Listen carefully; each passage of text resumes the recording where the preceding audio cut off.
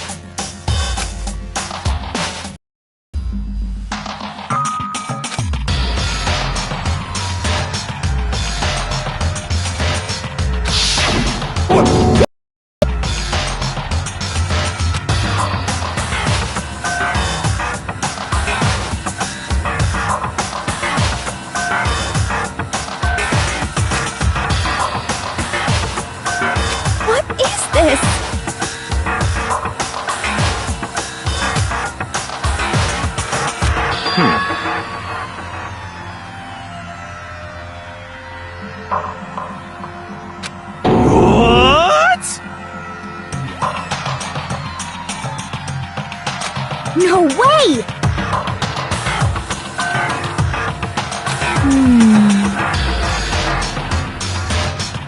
Well.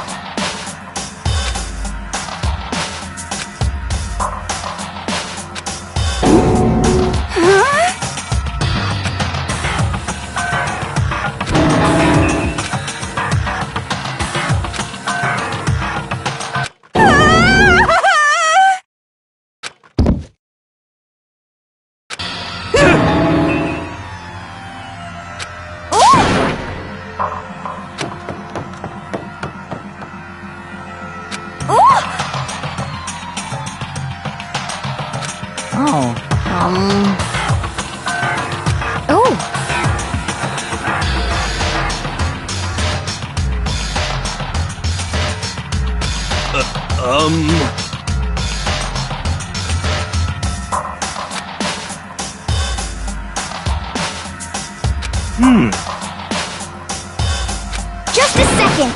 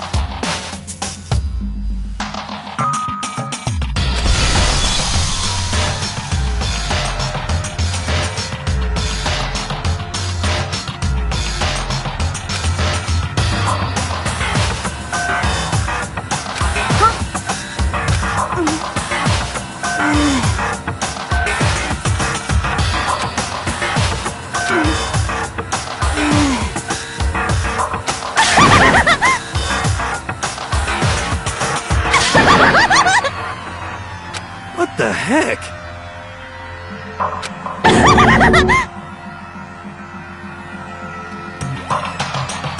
Well...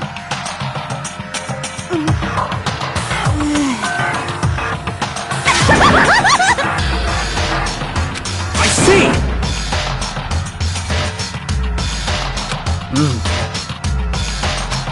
So,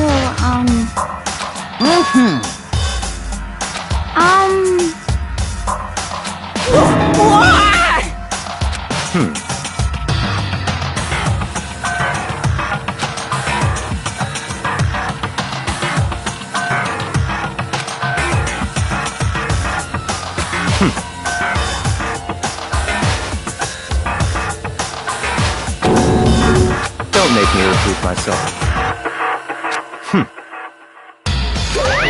Of course!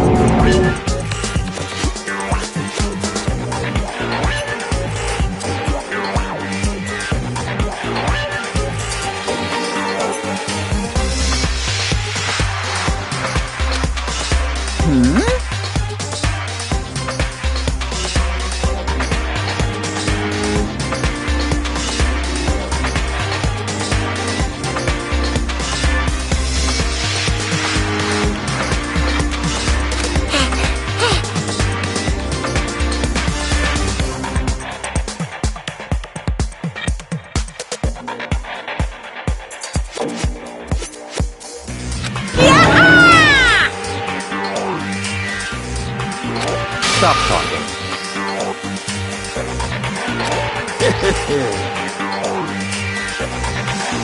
It's Monokuma file! See ya later! No way!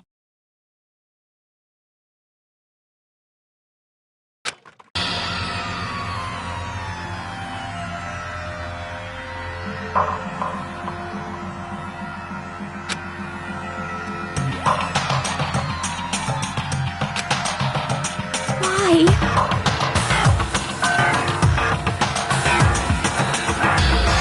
Oh no! Help me! Hey!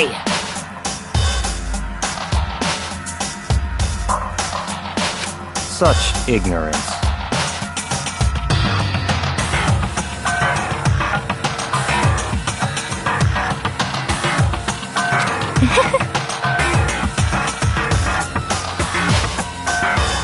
Naturally.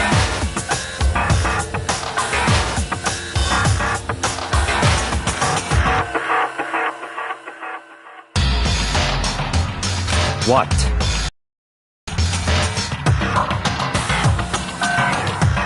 Such ignorance.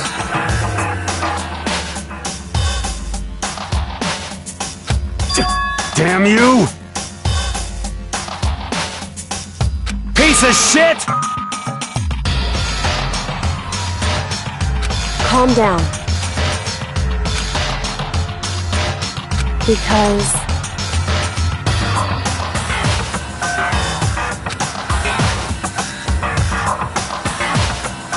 That's right.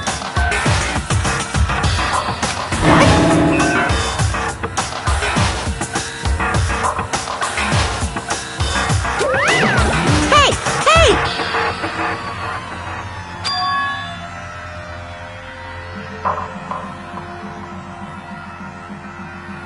Huh? Actually...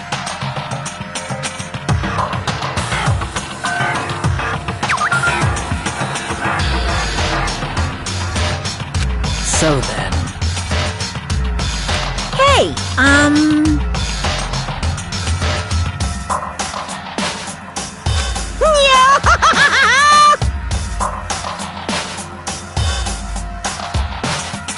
Punishment is waiting for you!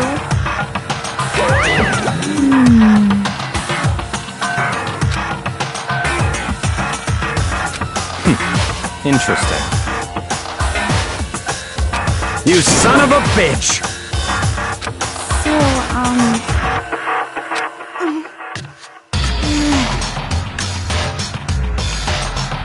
there is nothing to be done.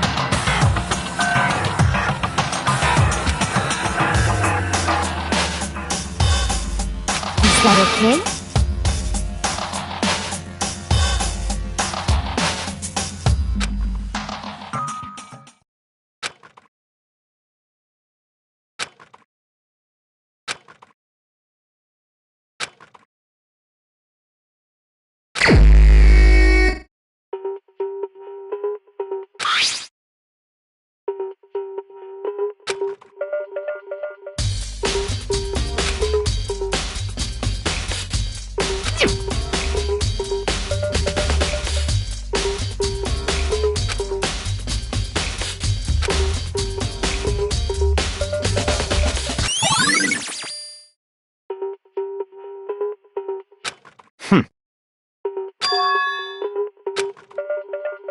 Naturally.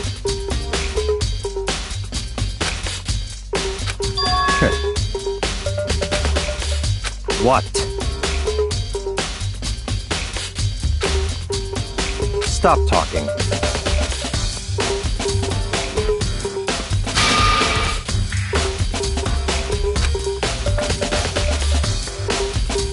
Let's go.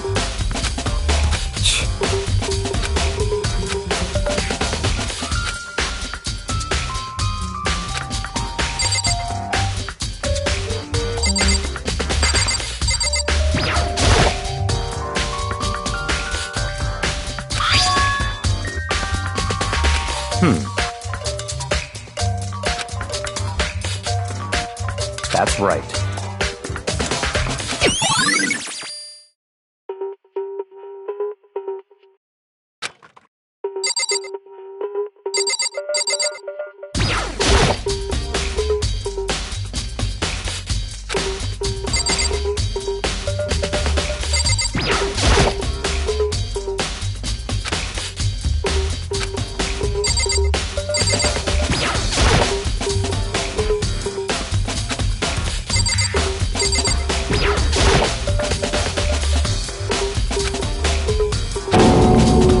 Very strange. What?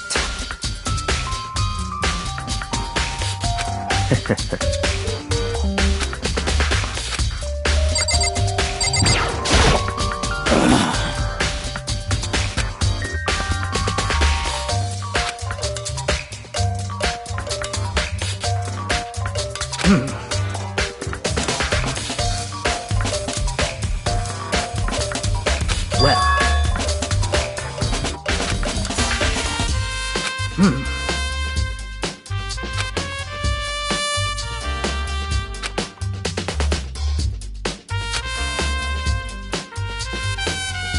Perhaps.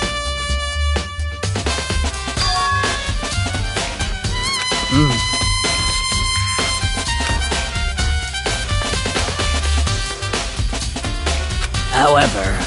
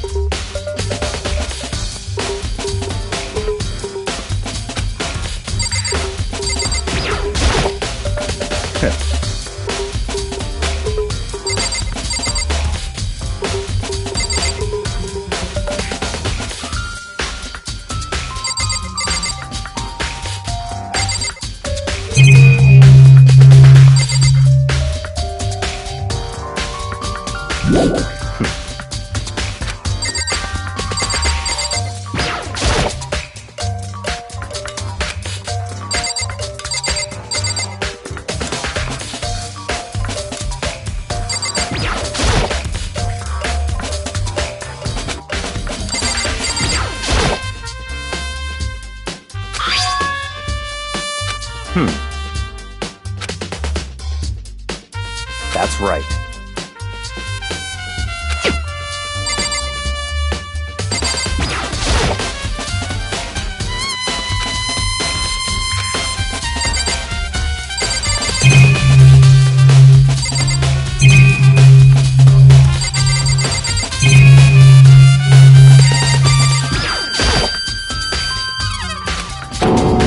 Very... What?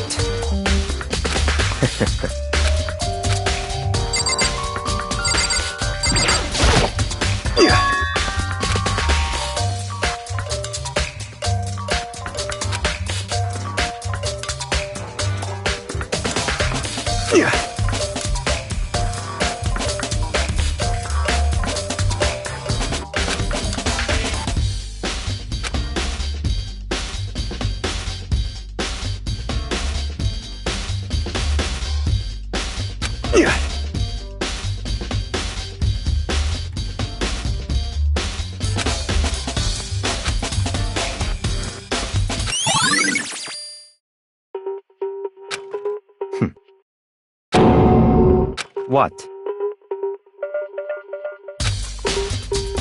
Let's go.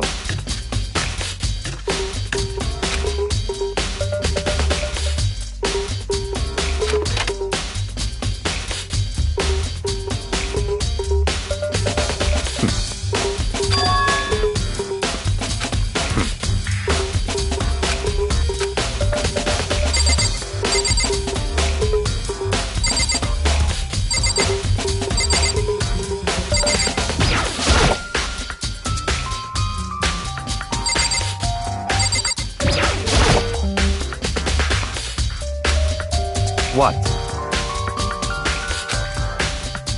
Did you call for me? That's right. You need something? Yep.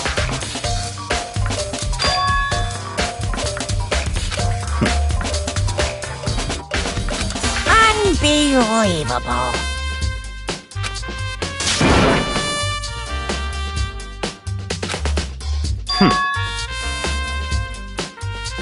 Of course.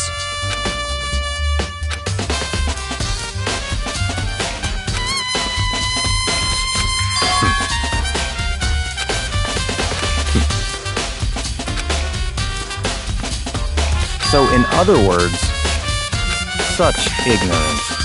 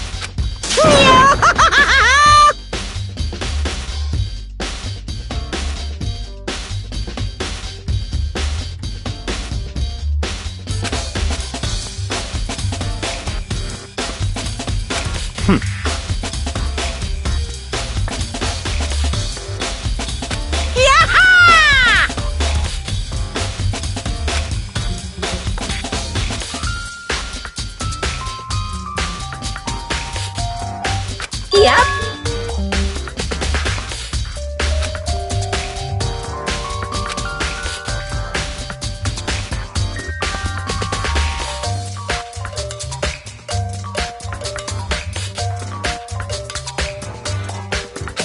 Why you?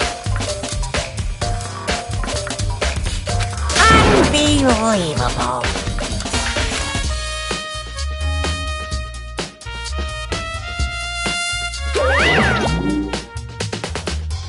That's fine.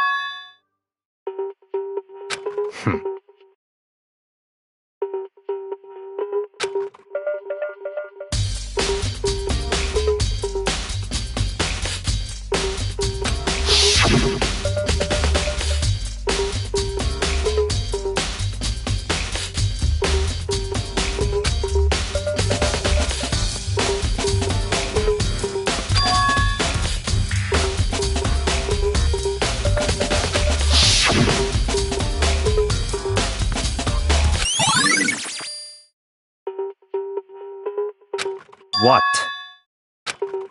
Very strange.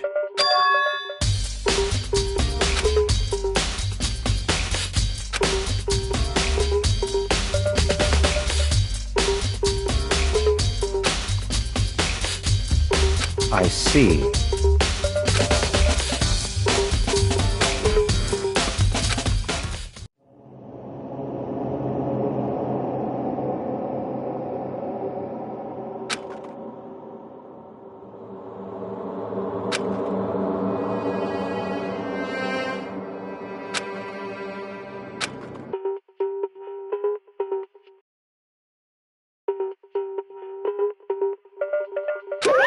Damn it!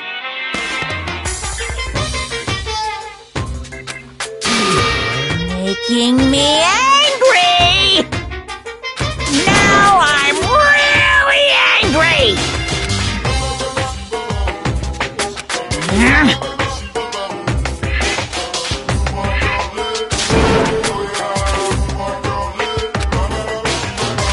That's impossible!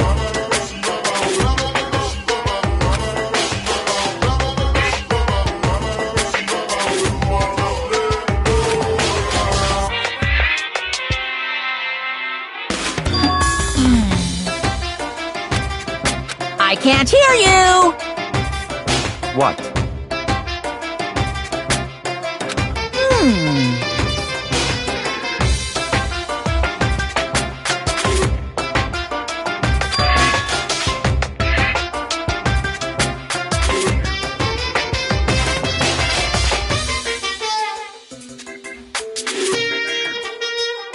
What?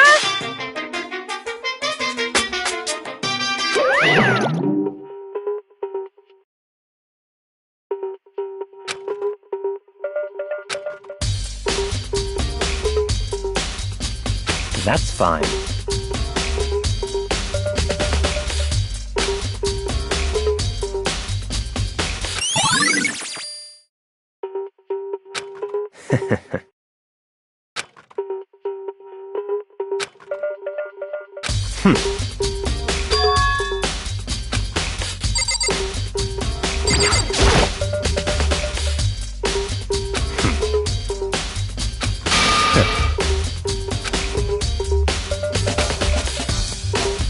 Don't make me repeat myself.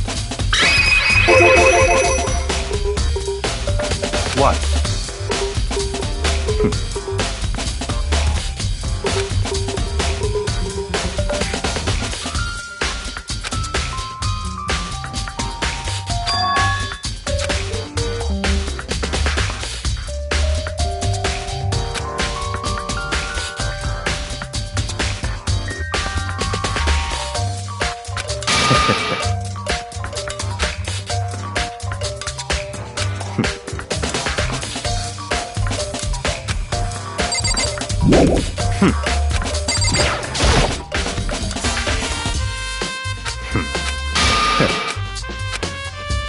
Don't make me repeat myself.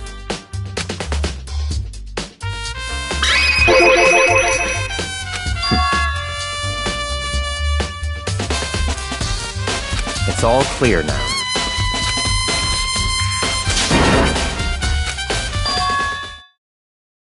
I don't have time to play with you.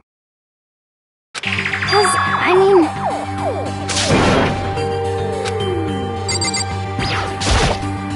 Please! 'Cause, I mean... Well...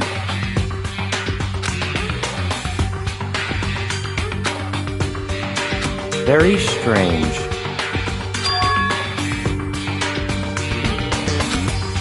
Don't make me repeat myself. Yeah!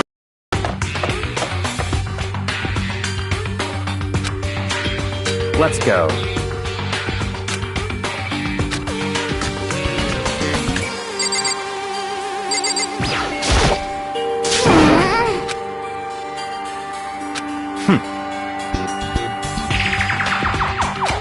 So,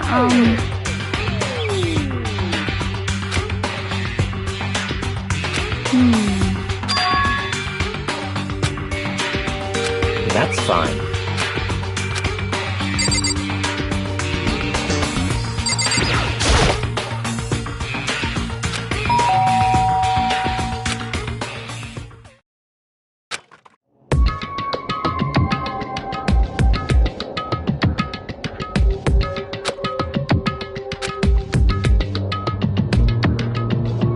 What? Oh, nothing. It's just that, Hina was really worried about you, holding yourself up in your room.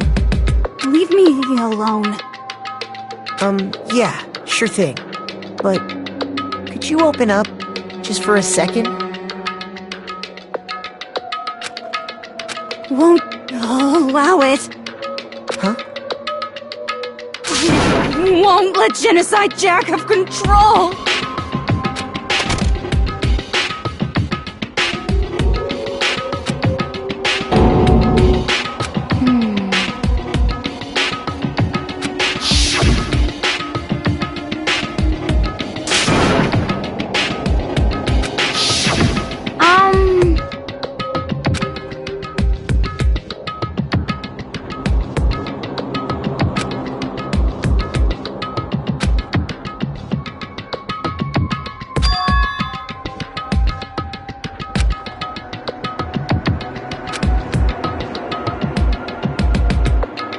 But...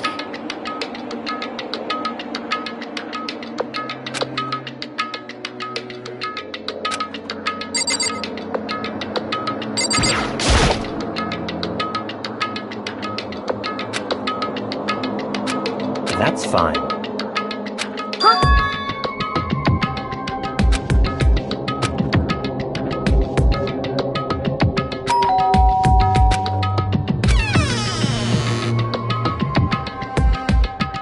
What do you want? It's Byakuya.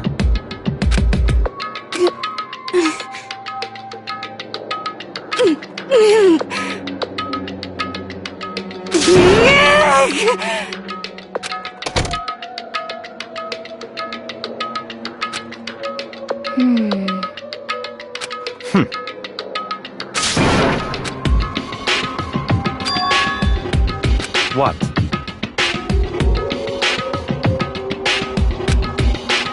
Stop talking.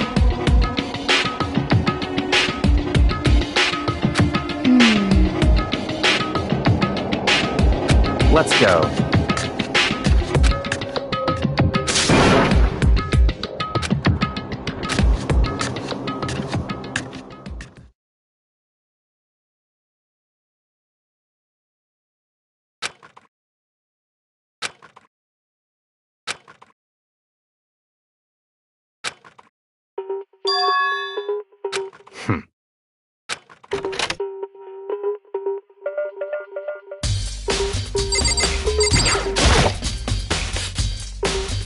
Don't make me repeat my...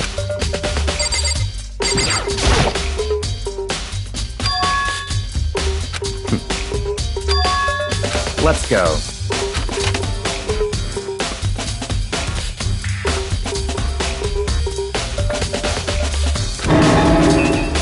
So, in other words...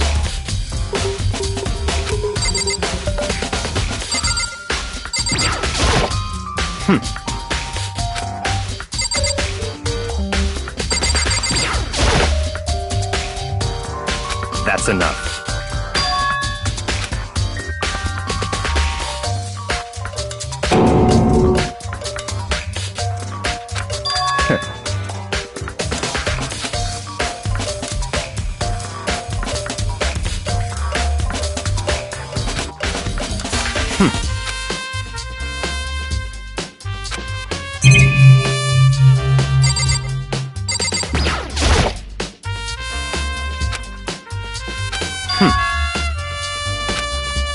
That's right.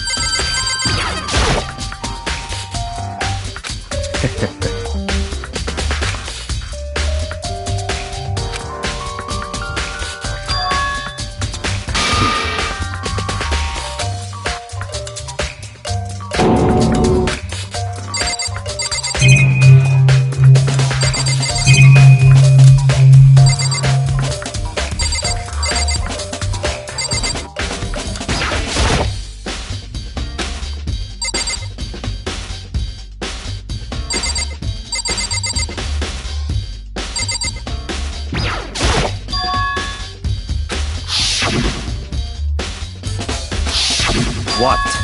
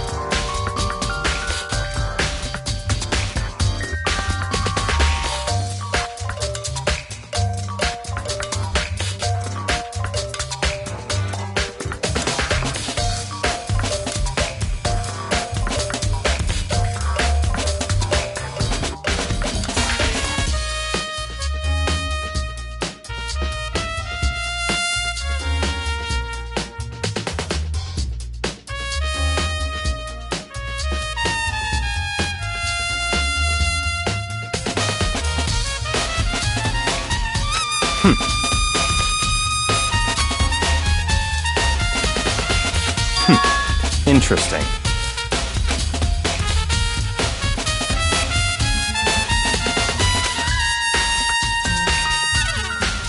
Such ignorance.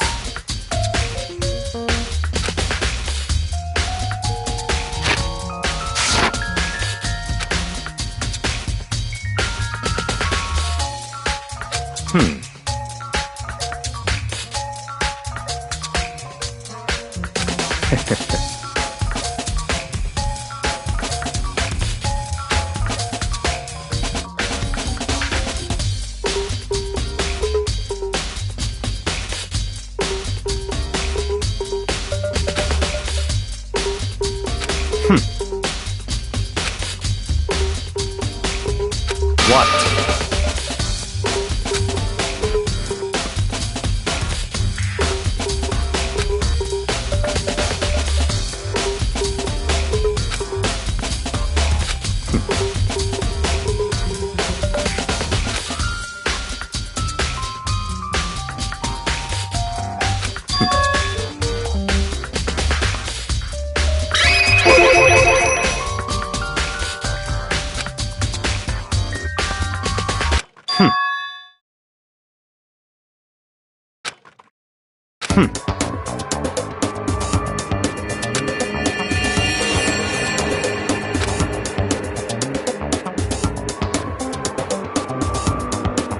So, in other words,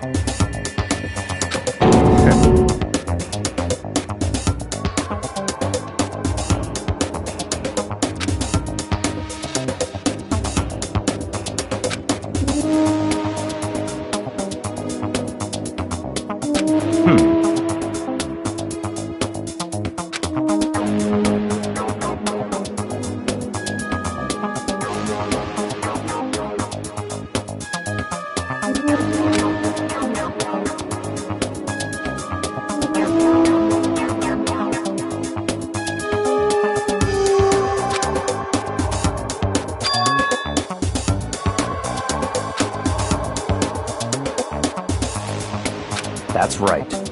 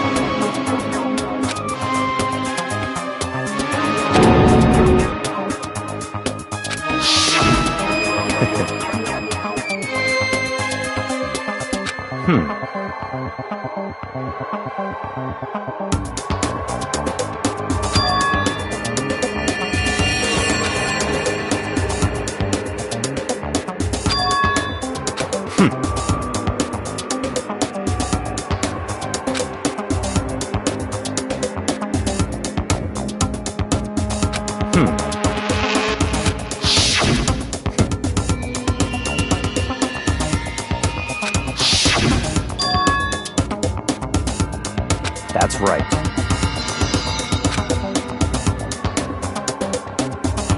So, in other words,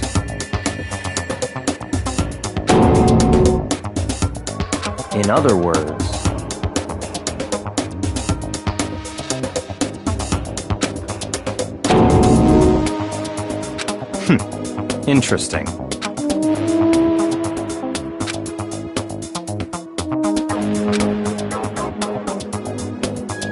Such ignorance.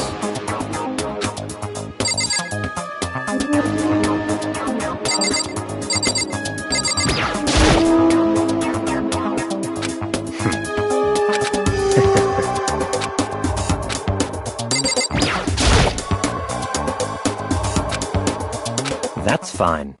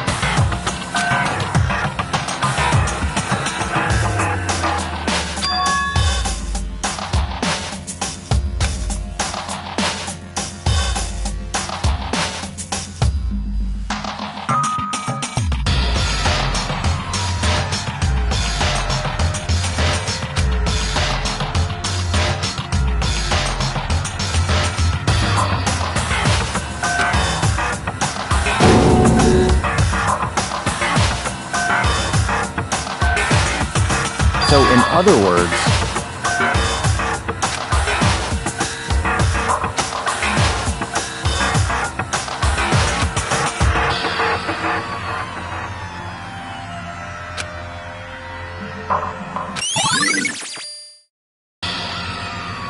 let's go.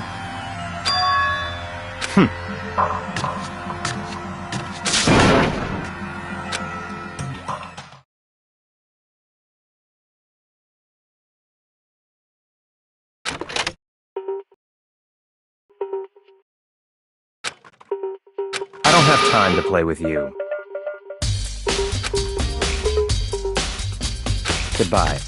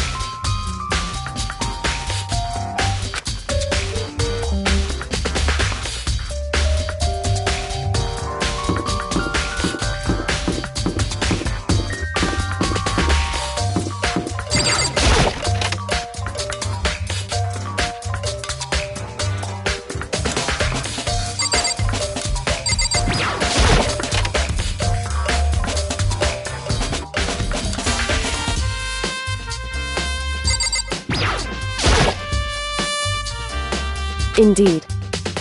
However...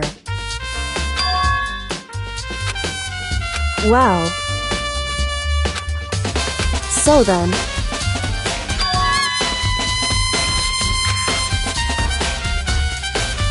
Goodbye.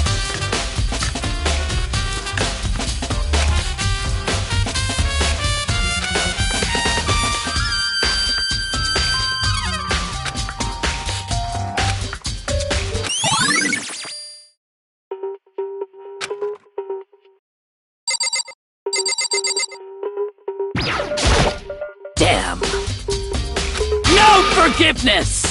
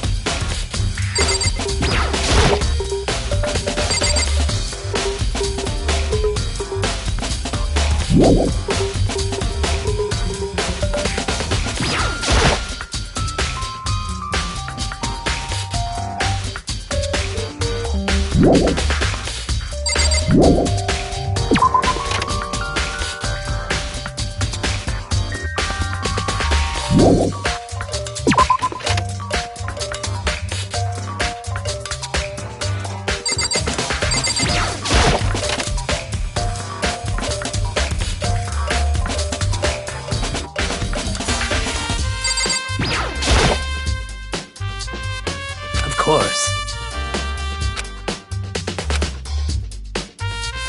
I'm sorry. However...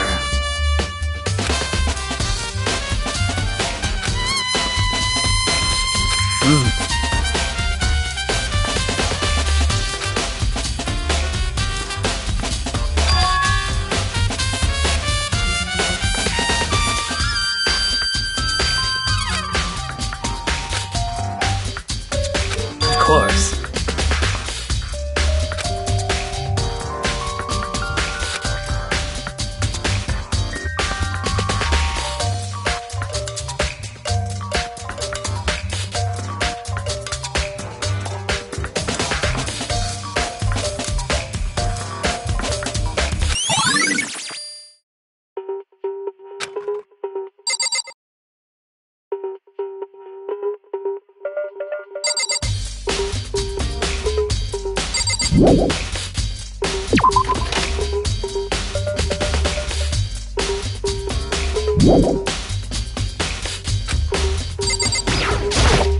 Da-da-da-da-da!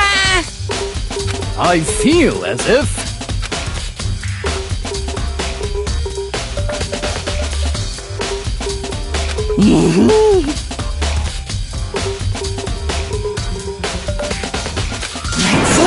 I'm sure of it!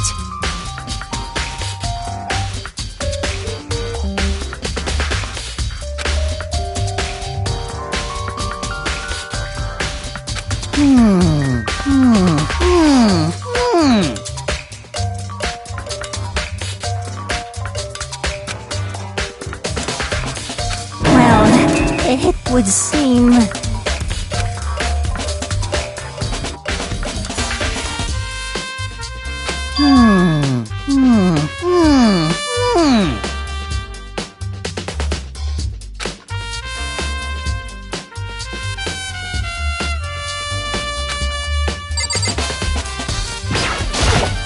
Da-da-da-da-da!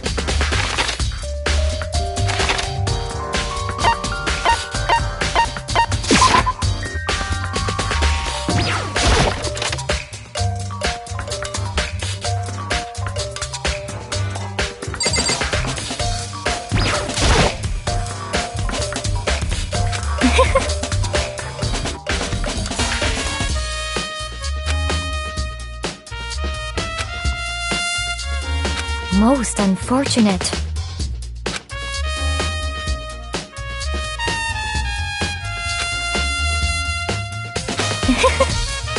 Actually,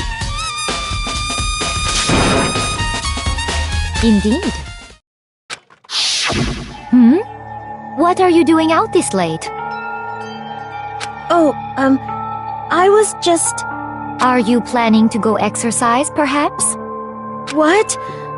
How did you know? Because I can see a blue track jacket sticking out of that duffel bag you're carrying. Oh, you're right. Thanks. Well, I'd better get going. I'm kind of in a hurry.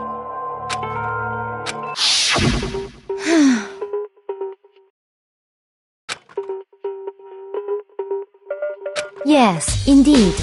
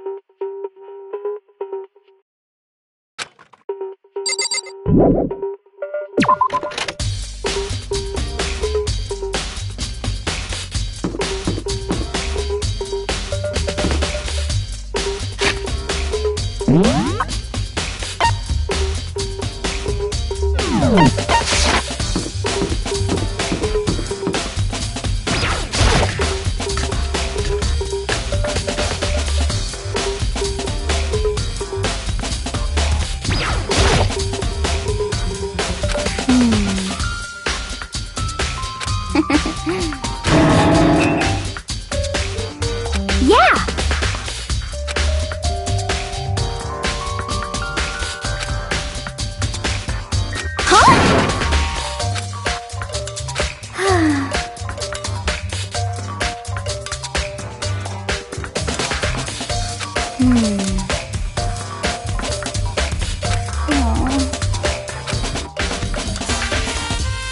Well...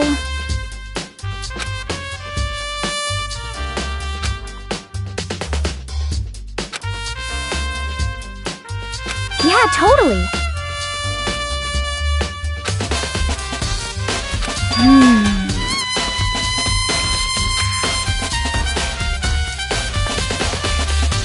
Ah!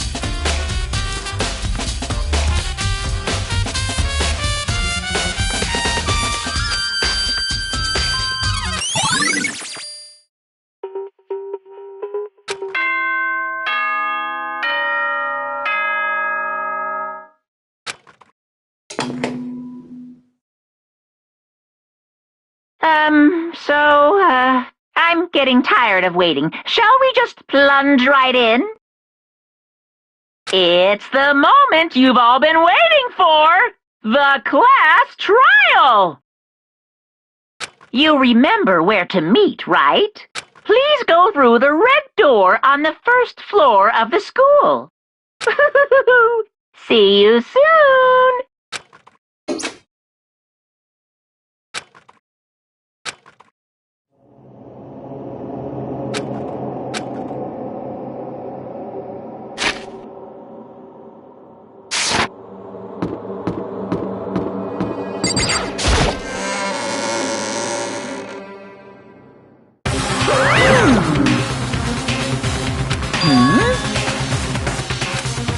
Yo.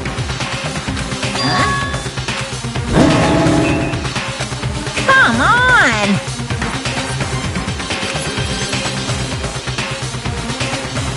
What are you gonna do?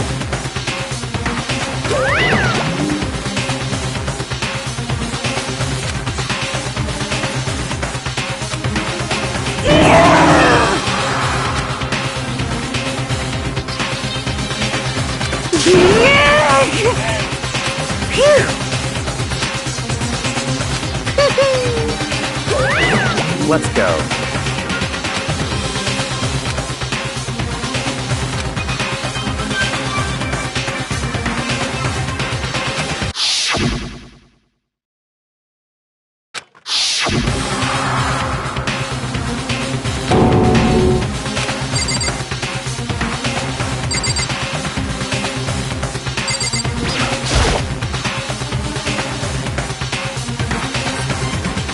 It's true.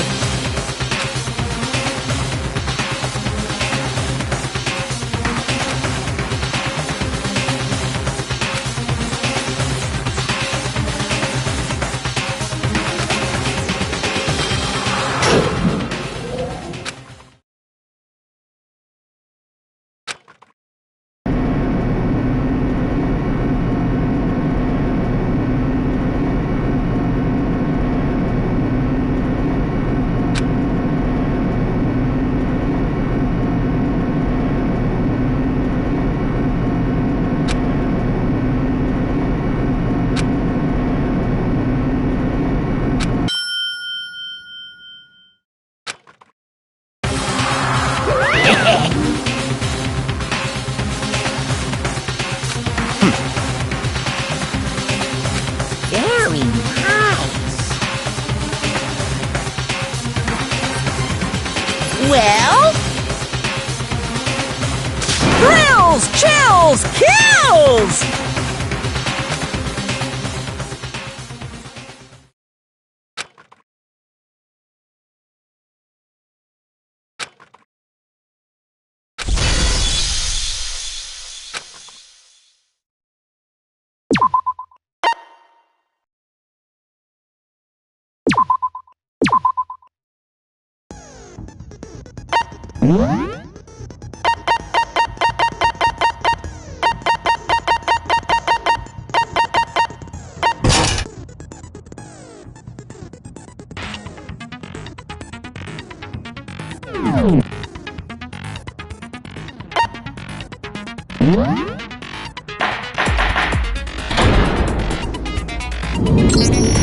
Let's begin with a basic explanation of the class trial. So, your votes will determine the results. If you can figure out who done it, then only they will receive punishment. But if you pick the wrong one, then I'll punish everyone besides the blackened, and the one that deceived everyone else will graduate. Okay, then. So, first off, let's talk about the murder weapon!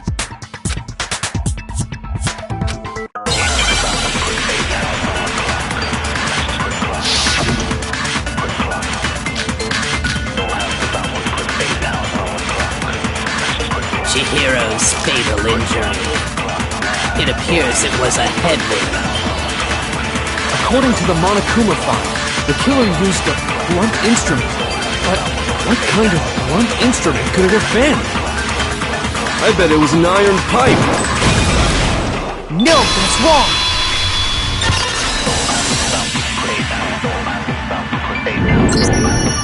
Can we agree that the object that dealt the fatal blow was the dumbbell, found at the scene of the crime?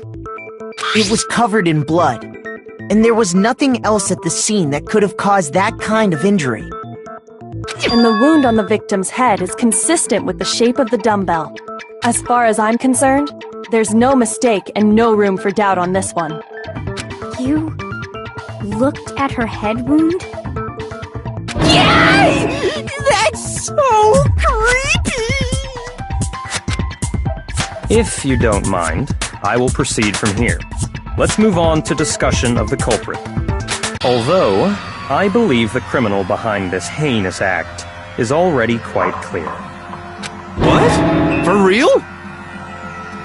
Chihiro's killer is the fiendish serial killer, Genocide Jack.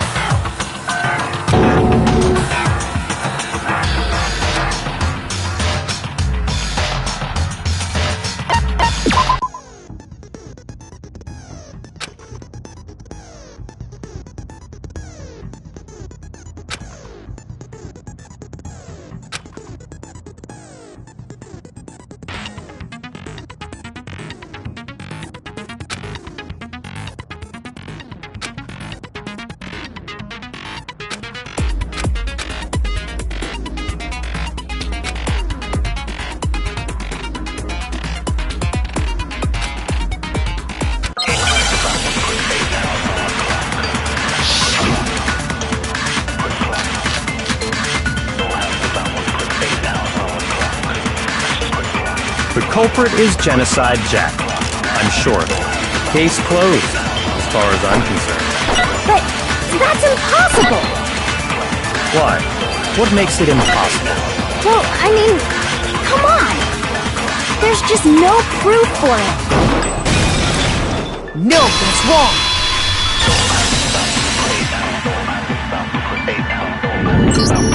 I might know one reason he could be involved. What? I found this file while I was looking around the archive in the library. I guess it's some kind of confidential file the police put together about the Genocide Jack case. What? That's kinda weird as shit, isn't it? What was something like that doing in the library? The why of it is probably more trouble than it's worth, so let's forget about that for now. More importantly, it outlines all the specifics of every Genocide Jack case in exceeding detail. According to the file, there appear to be two defining characteristics in every Genocide Jack. The first is that a bloody message is found written at the scene of every murder. Oh, that's right. Boob lust. No. It's actually bloodlust. But more important is the other characteristic, and it's something that has never been made public. Never made public? What the hell is it? Why don't you tell them, Makoto?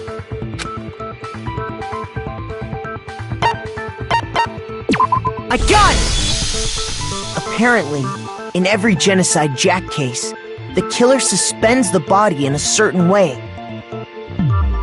Other than the killer, the only people who know about this are the higher-ups in the police department. However, Chihiro was most definitely suspended in the same way. So, how did the culprit know about this when only high-level police officials were aware of it? There's only one logical answer I can think of. It's because the culprit in this case is the real Genocide Jack. No fucking way! You're saying Genocide Jack is one of us? Yes, in fact, it's Toko. What? Genocide Jack's true identity is Toko Fukawa. You lie! What? Hey, okay, wait, hold on a sec. Toko has, like, bloodophobia or whatever, remember? What kind of serial killer is afraid of blood? Is Toko Genocide Jack? The answer is yes and no. Another riddle? Man, why is this gotta be so complicated?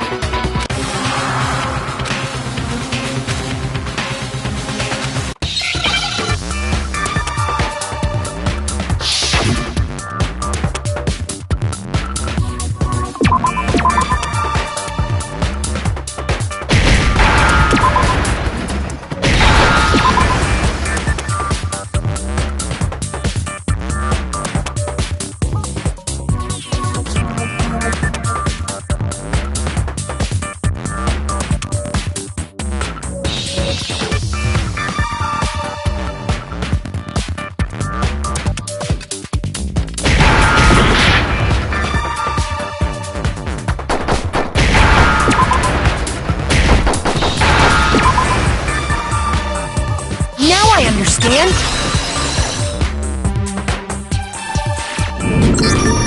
Is it because Genocide Jack has a split personality? Huh? I think I read that somewhere in the file too. They thought that the suspect might have, what did they call it? Dissociative identity disorder. Oh, okay. But still, to go and say that about Miss Fukawa is... Perfectly acceptable. Toko's strange behavior after seeing the body is proof enough that she has a split personality.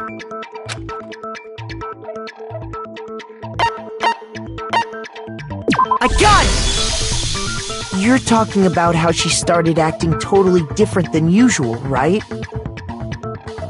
That's right. Think back.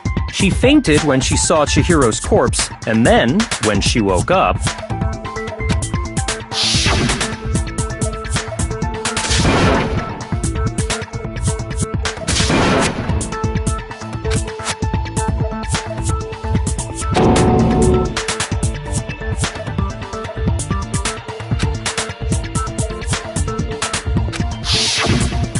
She was acting funny, that's for sure. That melancholy tone of hers completely disappeared. Don't go assigning adjectives to my tongue without permission. Not to mention, once she regained consciousness and saw Chihiro's body again, she was utterly calm. In other words, within her is one personality that can't handle blood, and one that obviously can.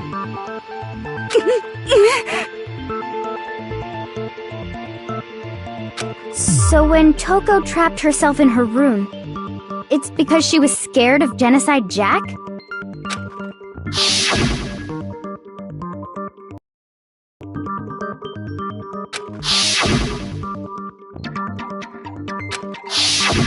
The reason she locked herself in her room wasn't to keep other people from getting in.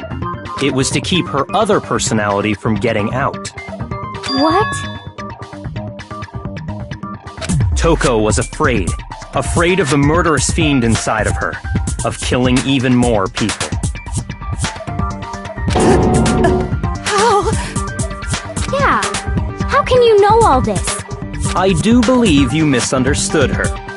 What she's trying to say isn't, how can you know all this? No. What she wants to know is, how could you tell them? Huh? Last night, just before Monokuma gave his motive speech, Toko and I had a strange conversation. She told me a most interesting story. She said a murderous fiend lived within her, and she was afraid it could appear and attack at any time. And that trepidation is what's caused her to have such a bleak attitude. Isn't that right, Toko? This is all a lie. Right, Toko? You said you wouldn't tell anyone. What? You promised! I can't believe you lied! You have only yourself to blame. You came to me with your tragic little story. I didn't ask you to. This is the real world, not some romantic fantasy fairy tale. Besides, you broke your promise first. You said that as long as you were here, no matter what, you wouldn't let Genocide Jack kill anyone. But in spite of that promise,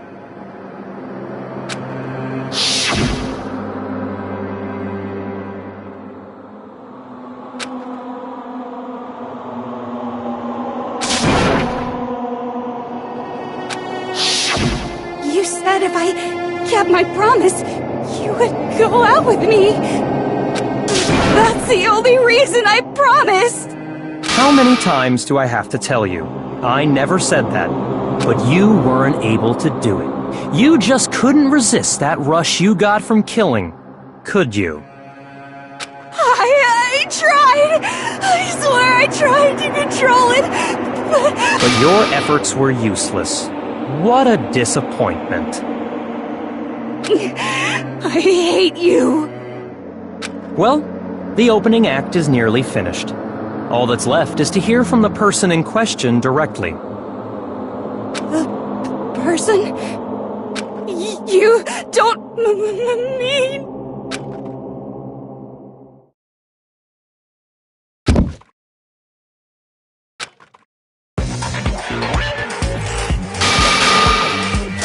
Hello there! Is it me you were hoping to see? What the heck? So you figured it out, huh? Well, whatever. What are you gonna do? I'm the ultimate murderous fiend, Genocide Jack! Or better yet, let's go with Genocide Jill! What the fuck is this? Toko, what happened to you? Toko, that's a loser name, and what happened is a textbook split personality. So what if one of them happens to be a serial killer? You should turn a blind eye to one's fault.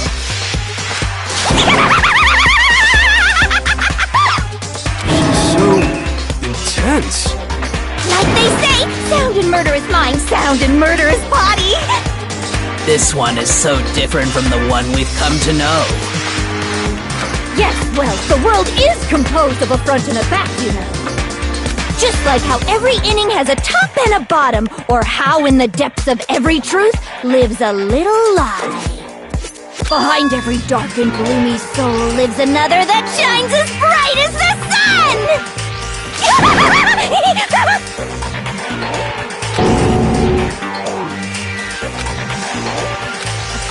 Miss Jack, Jill, can I ask you a question? What's up? Some of us think you might be the mastermind behind our entire situation. What are your thoughts on that? Well, I'll tell you! I am the mastermind of all masterminds! Just kidding! Then it's not true? Of course it's not true!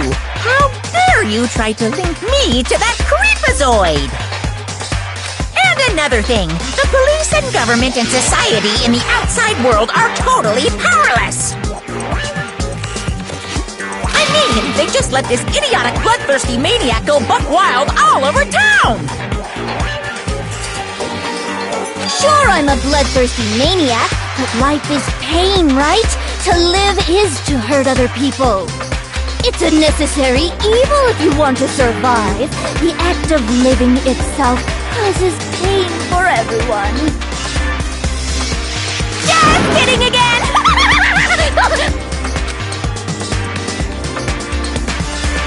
This should be enough to convince you. This murderous fiend is responsible for Chihiro's death. There's clearly a motive, so there should be no doubt. A motive? Remember what Monokuma told us? If someone didn't murder and graduate within 24 hours, an embarrassing memory or secret well, let's assume that Toko's secret was about Genocide Jack.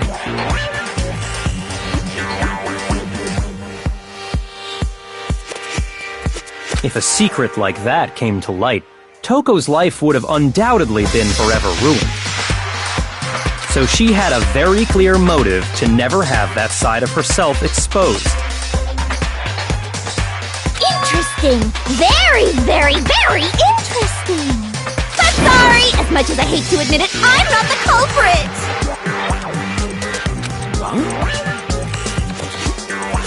But I cannot imagine anyone other than you could murder someone in such a bizarre fashion.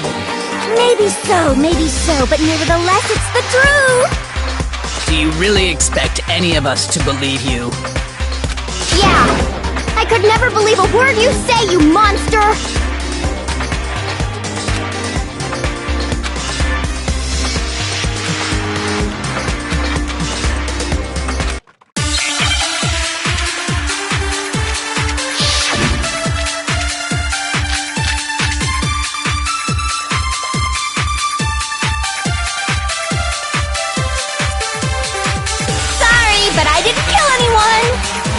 You say that, but do you really expect any of us to believe it? Perhaps if you had an alibi, that would change things. Oh, an alibi, huh? Now we're talking! When you compare your past murders to this incident, the modus operandi matches completely. No, that's wrong!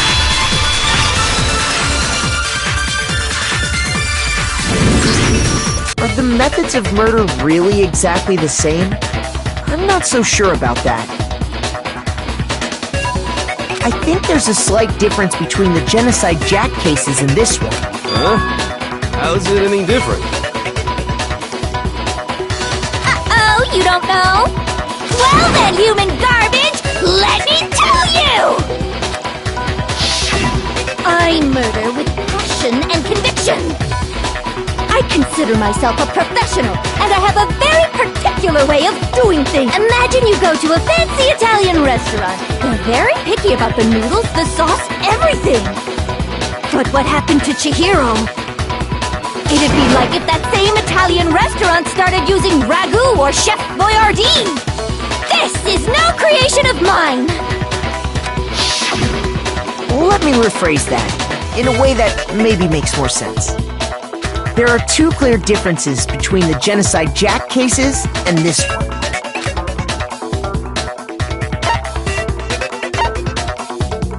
I got it!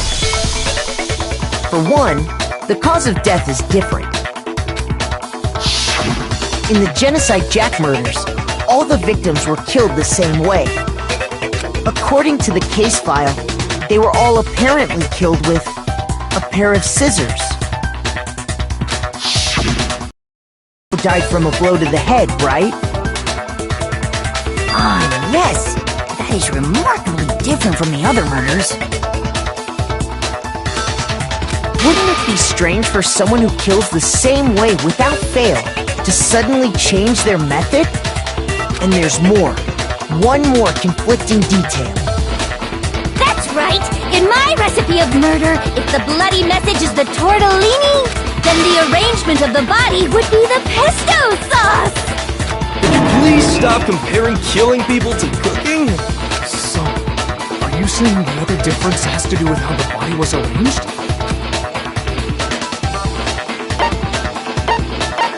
I got it! Do you remember what the killer used to suspend her? They used some kind of rope to hang her up by her wrists. What is your point?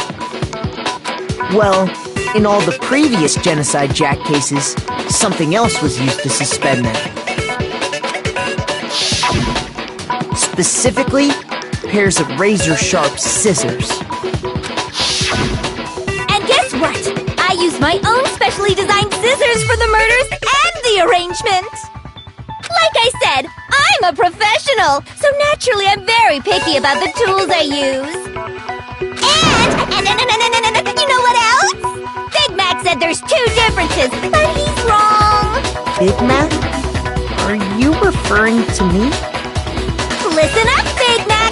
There's actually one more difference! Huh? My word, you really didn't notice? Take a look at who the victims were in each Genocide Jack case. There's a pattern there, just waiting to be discovered. A pattern?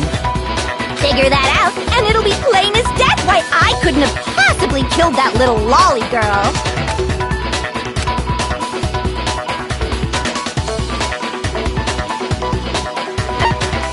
I got it! Is it because Chihiro was a girl? Bingo! Bullseye! Right on the money! What are you talking about? In all the Genocide Jack cases, all the victims had something in common.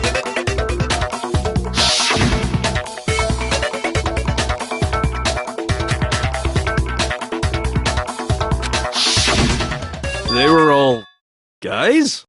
That's right! The people I kill with such passion and conviction are all adorable little men! I can't believe I said it! I'm so embarrassed! The hell is wrong with you?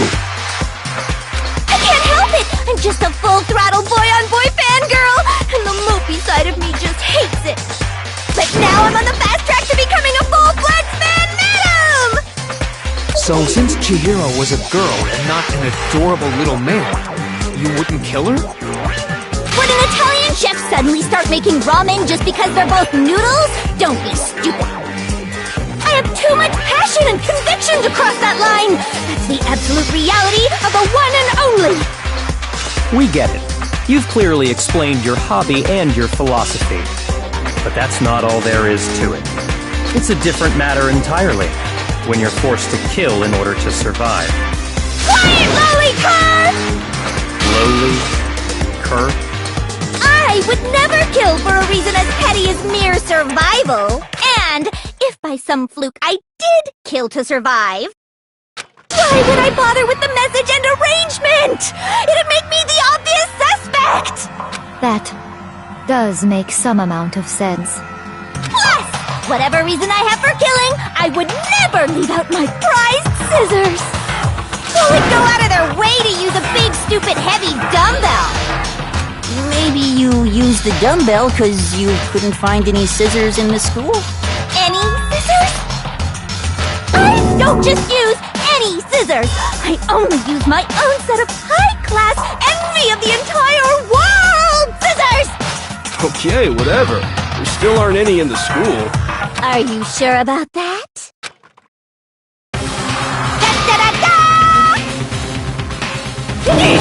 She's fully equipped! That's right! So I can kill anywhere, anytime! Why would I resort to dumbbells or rope when I have my trusty scissors by my side? Go ahead, tell me I'm wrong! You can't, can you, gutter dogs, all of you! Not to mention, I have no clue how to tie a good knot! So rope's totally out of the question anyway! I have no idea what's going on anymore! Could such a heinous villain really be innocent? But the body really was suspended, right? And nobody but the police knew about that. Yeah! That's why we figured it had to be the real deal, and not some copycat killer or whatever.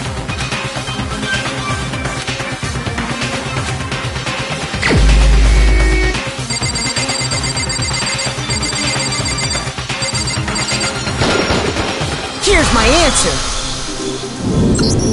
Byakuya, it's possible you could have found out, isn't it? You'd have no problem gaining access to classified government documents or internal police records. Plus, you'd already looked through the Genocide Jack file before this all happened, hadn't you? Are you saying Mr. Togami did it?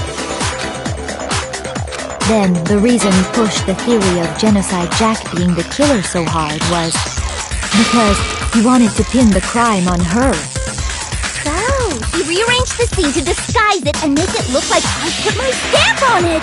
The adorable glasses man was behind it all! Oh, I'm on fire! Well, Byakuya, what's your response? I see. So now the suspicion falls on me. Then I must ask, when would you say I began acting suspicious? Surely you must have an answer. Looking back and thinking about it now, the way you were acting right before we discovered the body was a little strange.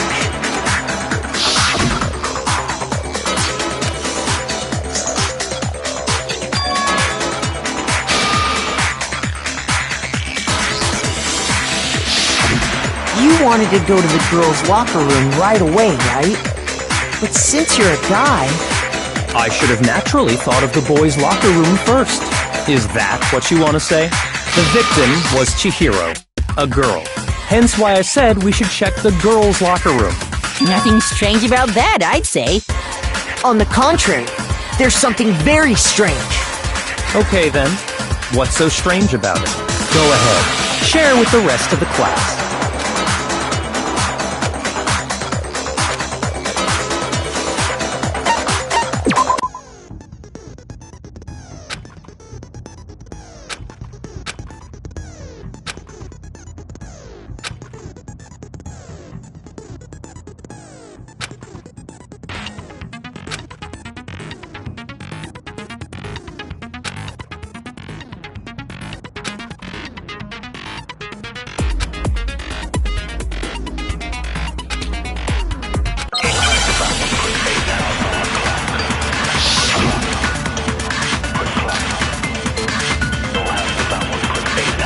So, you said Byakuya was acting kind of weird before we found his body. But he was acting weird... how? If you're presented with the opportunity to check out the girls' locker room, You absolutely take it! That's a natural reaction for any guy! The victim was Chihiro, who was a girl. So of course I would suggest we check the girls' locker room first. There was no time for pointless distractions. what's so strange? I wish you'd taken me with you. So, you said Byakuya, but he was acting... If you're presented with the opportunity, that's a natural... The victim was Chihiro. No, it's wrong!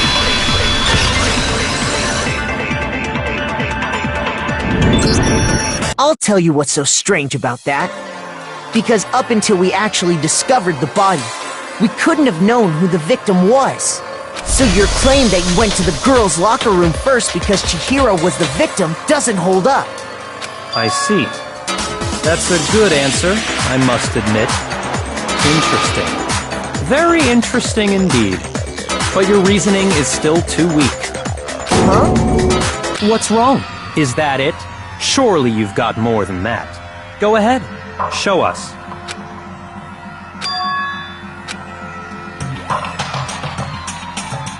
What's the matter? You're not finished already, are you? There must be more to it. There is. I think. There is more to it. Think about it. We just talked about the differences between this case and past Genocide Jack incidents. The proof you're looking for is hidden in there. Oh? Proof that I'm the culprit, you mean?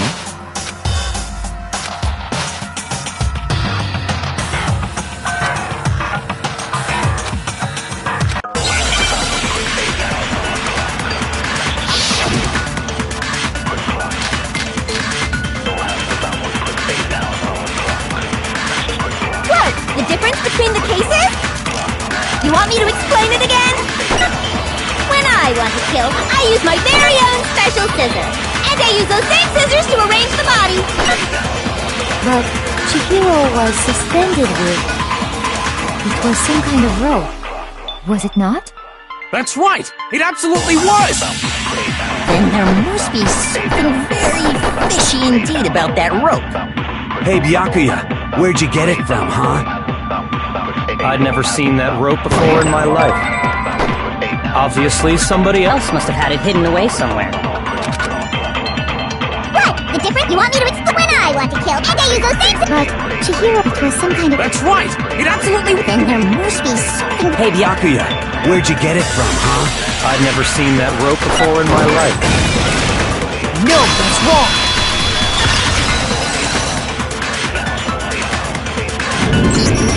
Actually, I'm pretty sure you have seen it before. Because, you see, that rope, or should I say, that extension cord? What? An extension cord? Byakuya, you've used the extension cord in the library more than once, haven't you? And the same extension cord that was in the library all went missing after the murder. And there's no way someone who uses that extension cord as much as you do wouldn't discover that fact. And Byakuya must be the one who took the extension cord. I can't imagine any other possibility. That's really what you think? Then your conclusion is something like this? I killed Chihiro in the girls' locker room, then hung her up and wrote that bloody message. I intentionally made it look like Genocide Jack was behind it. Is that about right?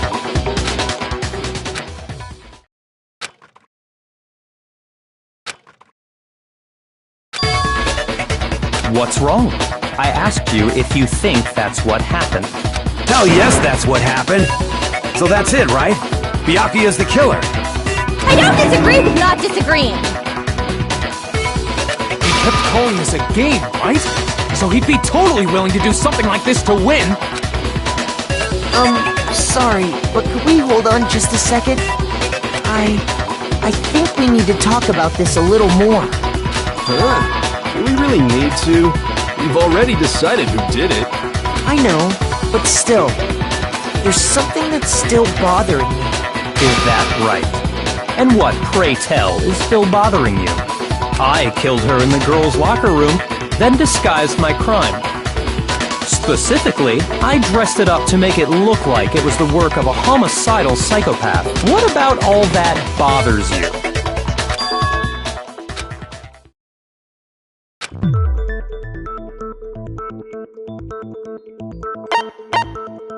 I got it! You say you killed Chihiro in the girls' locker room, right?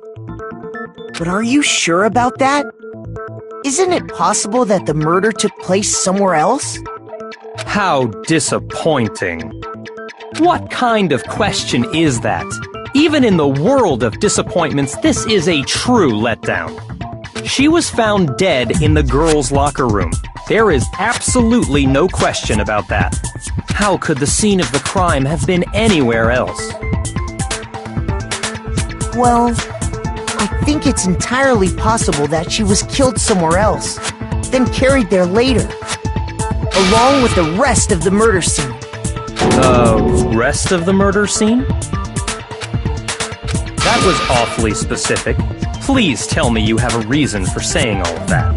I believe I do.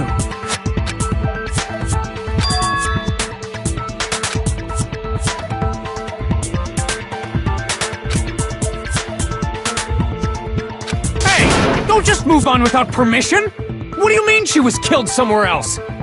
Come on, Makoto. If there's any chance the murder took place somewhere else, let's see the proof.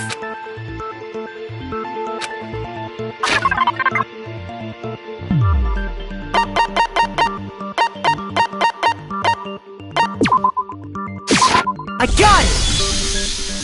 The proof that she was killed somewhere else is the poster that's hanging in each locker room. Your proof is some posters? The poster in the girls' locker room was a picture of a big-boobed supermodel.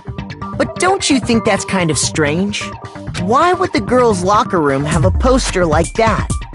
I bet those massive jugs of hers were totally fake! Meanwhile, the boys' locker room had a poster of the super popular boy band Tornado. Again, that doesn't really seem to belong in a boys' locker room. So you're saying that maybe the posters were switched? And there's one other thing I noticed about the locker rooms. You know what I'm talking about, right, Sakura? You're referring to my protein coffee, aren't you? Protein coffee? While I was in the girls' locker room earlier, I spilled some protein coffee on the carpet. But I noticed that after the murder, the stain had been totally scrubbed away.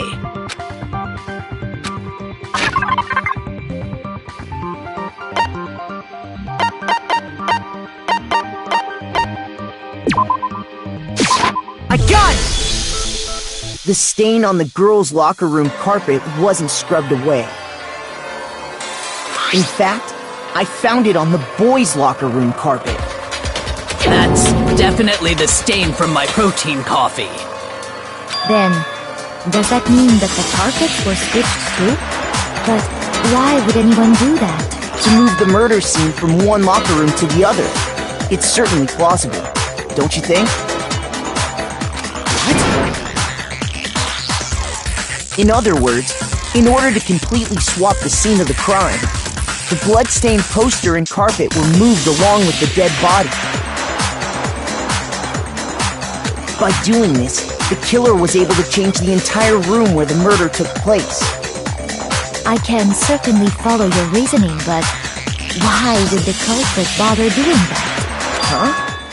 Why would they go through all that trouble of switching the scene of the crime? Actually, an even bigger question. If the murder did take place in the boys' locker room, then how did Chihiro get in the boys' locker room in the first place? To get into the locker rooms, you have to swipe your e-handbook across the card reader device. But Chihiro's handbook should have only allowed her access to the girls' locker room. She had no way to get into the boys' locker room to begin with. No, she did have a way, and I can tell you what it was. I highly doubt that. Shut up! I'm telling you, I know how she could have done it.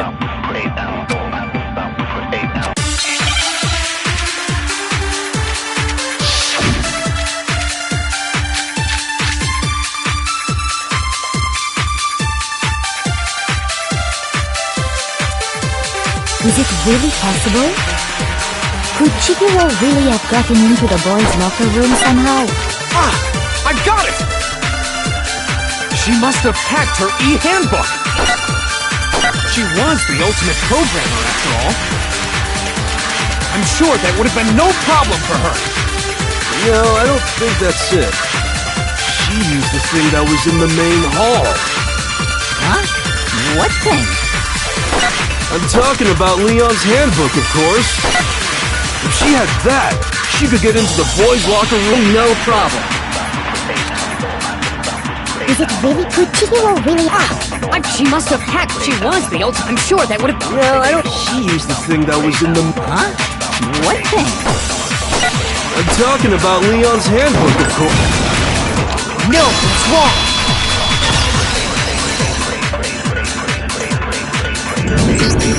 No, I don't think Chihiro used Leon's handbook. Why not? Because Leon's handbook was broken. Oh. Well, then, yeah, I guess that'd be pretty impossible, huh? I am struck silent by how quickly you gave up. Plus, isn't there a regulation against using someone else's handbook? Actually, the rule states that loaning your handbook is prohibited. It says nothing about borrowing one. In other words, you could borrow a dead person's handbook all you want, and you'd be safe. Yup, yup, yup! Hit the nail square on the noggin! Of course, if it were broken, that wouldn't make any sense anyway. So then, she must have hacked hers, like I said. She used her ultimate programmer skills and... Psst! You can't fix an e-handbook! The instant you open one up, a security buzzer starts blaring! So, if she didn't use Leon's handbook, and she didn't modify her own handbook... Maybe Mr. Naegi's initial assumption is just wrong? It seems like there's no way she could have got into the boys' locker room. So I guess so. Okay then, I vote for Byakuya!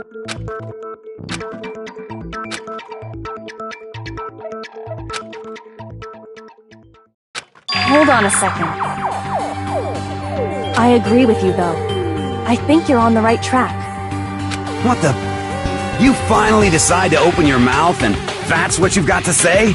There's no way she could get in the boys' locker room, right? So... Why are you so sure she couldn't get in? There's still one other way she could have gained access. What? What are you talking about? What other way is there? Well, to explain that, why don't we take a little break from the trial? I'd like you all to come see something. Wait! Just what do you think you're doing? Don't worry. This'll make the whole trial more exciting. I'm sure that thought must please you. Huh? It'll make things more exciting? Well, alright then. I declare an official class trial recess! Huh? For real? Now then, what is it you want to show us? It better not be boring or I'll be very unhappy! Oh, I have no doubt it'll meet your lofty expectations. So, shall we go?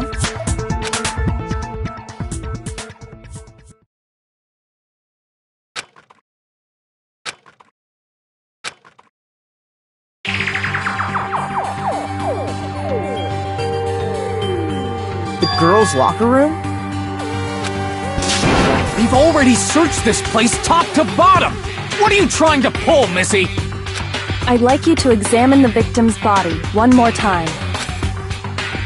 Be sure to examine the entire body very carefully. Take your time. Examine her carefully? Like using our hands? No way! It's probably best if I don't run my hands all over a girl's dead body. It's not that I'm freaked out or anything, it's just... based on religious grounds, you know? Very well. I'll do it. But you're a girl. You shouldn't have to touch a dead body. Just let one of the boys do it. No, it's okay. I think Chihiro would rather have a girl examine her. So just leave this to me. Sakura. What is this? Some kind of secret girl-on-girl action? Is that what you two are about? That's not it at all. Stop screwing around. Okay, here I go. I'm sorry, Chihiro. Please excuse the intrusion.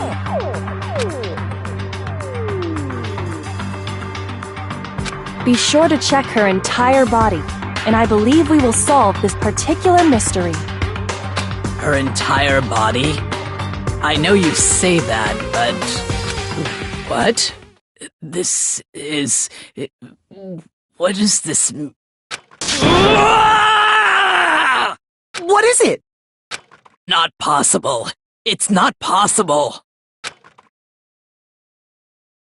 This girl is what?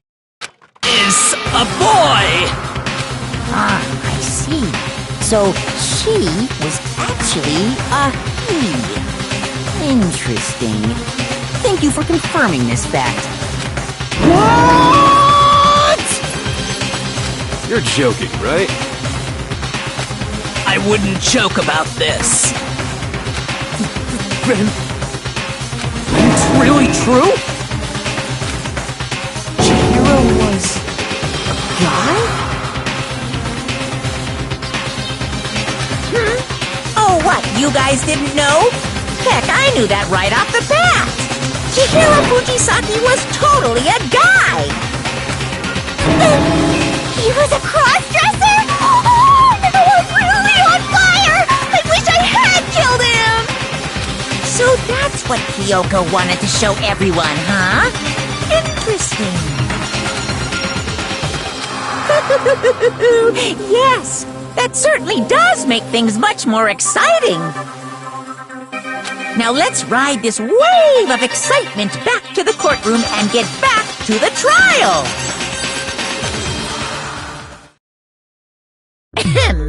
I do apologize for keeping you waiting.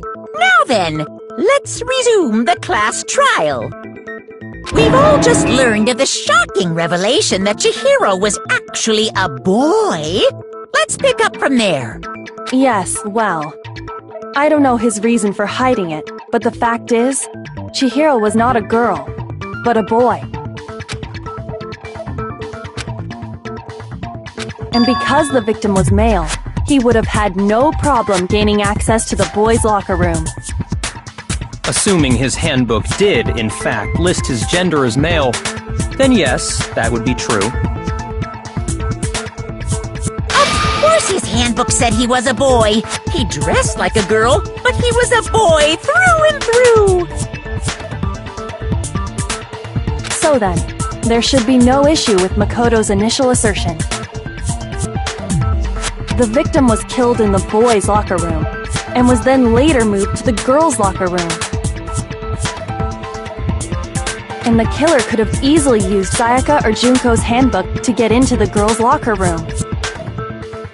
So Chihiro really was killed in the boys' locker room? I still don't understand the motive for moving the body, but yes, that does seem plausible. Well, I must admit, I did find it rather odd. I knew he felt a little off. There was a certain incongruity to his female body. This is the most titillating situation! So now everything has been connected. All the mysteries have finally become clear. Okay, well, connected or clear or whatever. We still think you're the killer, remember? Very interesting. This has become very interesting indeed. He's off in his own little world. What about you, Makoto? After everything we've learned, do you still think Byakuya's the killer? Well, without a doubt, Byakuya is the one that made Chihiro's death look like Genocide Jack did it. But I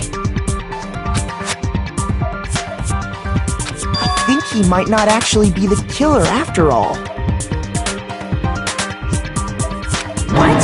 But aren't you the one who accused him in the first place? He just seems to be too easygoing about all this. Like he's enjoying us solving the mystery. The way he's acting, it makes it seem like it doesn't have anything to do with him. And you think that might be because it doesn't have anything to do with him? Plus, the evidence he left behind was a little too... how can I put it? Overt. He consciously chose to use the extension cord, knowing it could connect him to the murder. At least, That's how I see it. And Byakuya, when you found out the murder took place in the boys' locker room, it seemed to rattle you. And then again, when you found out Chihiro was actually a guy. If you really were the killer, that stuff wouldn't have had any effect on you. So that's your thinking, huh? Well, it bothers me that you don't have more concrete reasons, but it's fine. I guess I'll mark it as correct for the time being. Mark it as correct? He's right. I am not the culprit. I just happened to come across the corpse in the girls' locker room and decided to alter it. Are you fucking with us right now? No, I am not effing with you right now. I'm telling you the truth. Well, I find it very hard to believe! Go ahead, find it very hard to believe. You're free to be executed along with the rest of us. If you're really telling the truth, then why? Why do you do that to his body? My reasons hardly matter right now. Uncovering the culprit is much more important, wouldn't you say? Now then, if it wasn't me, who was it? Well, I don't think I can say for sure without talking about it a little more.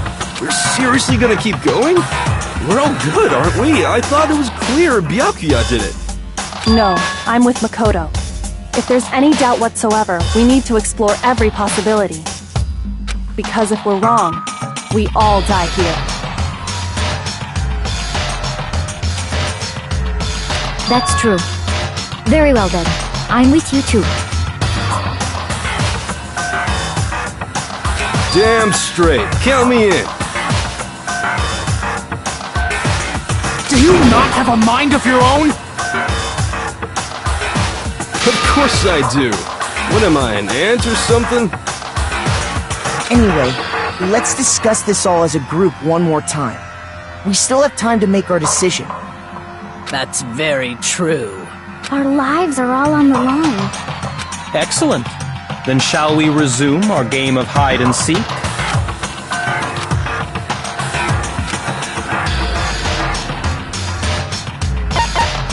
I got it!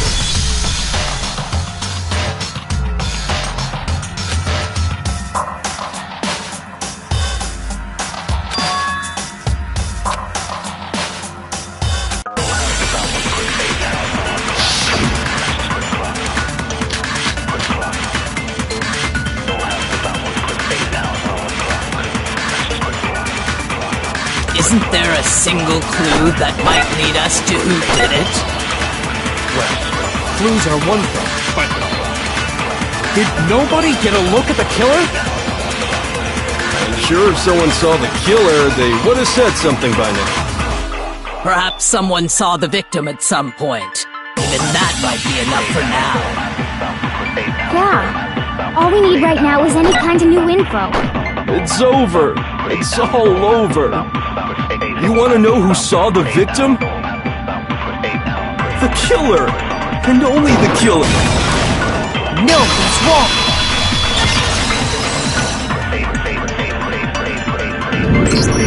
I believe someone else did see the victim before he was murdered. What do you think, Celeste? Now that you mention it, yes, I did see him. Huh? Really? Oh, but I suppose only Makoto knows about this. The rest of you had no idea, did you? That is why you're all making such ugly noises. Whatever! Just hurry up and tell us! It was last night, right before nighttime. I saw Chihiro in the dormitory warehouse. I saw him stuffing a track jacket into a duffel bag. And then, I assume, he headed off to exercise.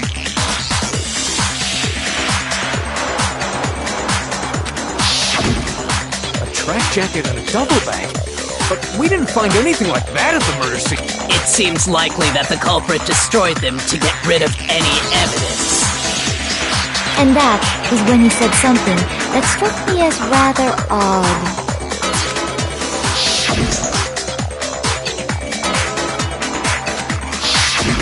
Chihiro told me he was in a hurry. But why would he be in a hurry? Only if someone were waiting for him, I should think. So, Mr. Fujisaki was on his way to meet with someone, and then they were going to work out together? But Hina and I had invited him to exercise with us plenty of times, and he always declined. Probably because he was afraid you'd find out the secret he was hiding, right? Which means that conversely, he must have trusted whoever he was meeting with very much, enough so that he was willing to risk his secret being revealed. Oh, what a marvelous friendship! The point is, whoever he met up with is the culprit, right? So we just gotta figure out who it was. But knowing what we know, I can't even guess. No, you already have what you need to make the connection. Huh? You know who the killer is. Serious? Who is it? Who's the killer? Think back to the track jacket and duffel bag the killer disposed of. Focus on the details of these items, and it should become obvious who was waiting for him. Are you sure about that? You really think we can figure out who did it based on 2 pieces of evidence that we don't have? What? You want to track down some fingerprints or something? Even if we had the equipment for that, we wouldn't know how to use it. As was noted, the evidence is already gone. There's nothing to get fingerprints from. Maybe, but we can make certain inferences if we just take the time to talk it out. Easy for you to say. But fine. Celeste, did you notice anything special about the bag or jacket? The bag was just a normal duffel bag from the warehouse. All the bags in there are the same, so I can't imagine what would make that one special. Well, if I remember right, there was a decent variety of tracksuits to choose from. Do you think there might be some connection between the culprit and Chihiro's jacket? Perhaps. Let's explore that and talk a bit more about the jacket he took.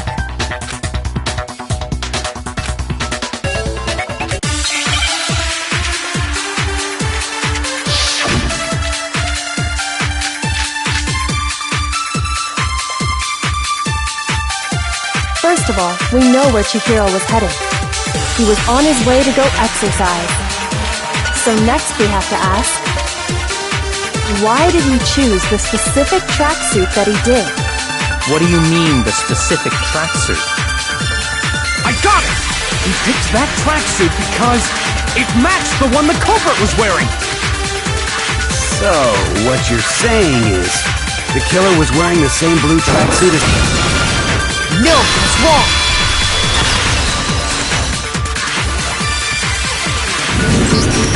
Hold on a second, Mondo.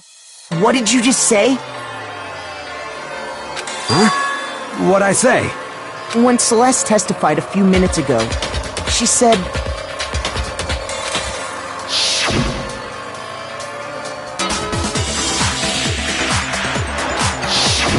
She never said anything about the jacket's color. So why did you say Chihiro's blue tracksuit? What are you... You just... Hey, Celeste, what color was Chihiro's tracksuit? As a matter of fact, it was blue? And before we began the trial, did you tell anyone that? The only one I told about any of this was you. Then, Mondo, how did you know what color Chihiro's tracksuit was? Because I just... I'm sure he saw the clothes at some point in the investigation. No, that can't be it. The bag and clothes were surely disposed of by the time we began our investigation. Then the only reason he could have known what color the tracksuit was is if he saw Cherry with it before he died! That's the only possibility! Cherry? Are you talking about Chihiro? So, how about it? Did you see the tracksuit or didn't you? Just by chance. I just happened to see it last night. He walked past me, and he was carrying the tracksuit in his hands. No, that can't be it either. According to Celeste's testimony,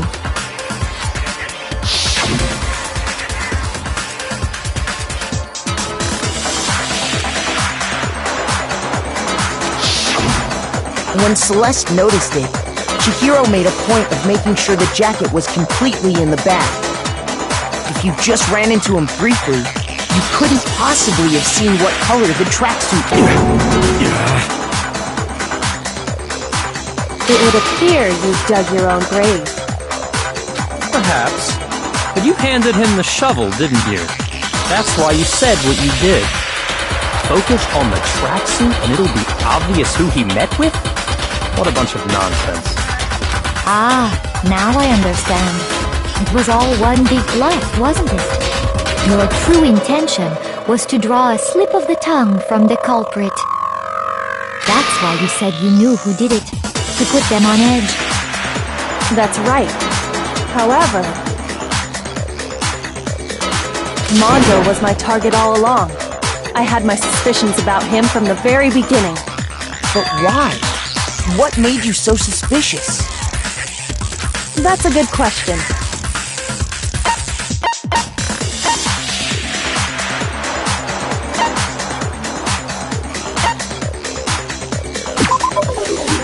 There was a certain turning point. Maybe you didn't notice it, Mondo, but you tend to refer to men and women differently.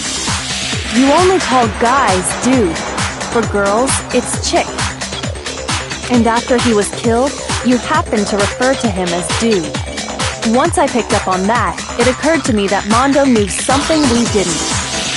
Did you notice such a tiny detail? Are you a witch? She's a witch! You're positively frightful! No, I'm not the frightful one. Not nearly as frightful as someone capable of murdering a friend. Mondo, was it really you? Did you really kill Chihiro? I didn't kill anyone! You've been all over me, judging everything I say, putting words in my mouth. What gives you the right to treat me like a goddamn criminal? Yeah! He would never do something like that! This is a false accusation! It's true. My reasoning on that is pretty shaky. That was fast. Well, this does present us with a problem. It seems we are all out of leads.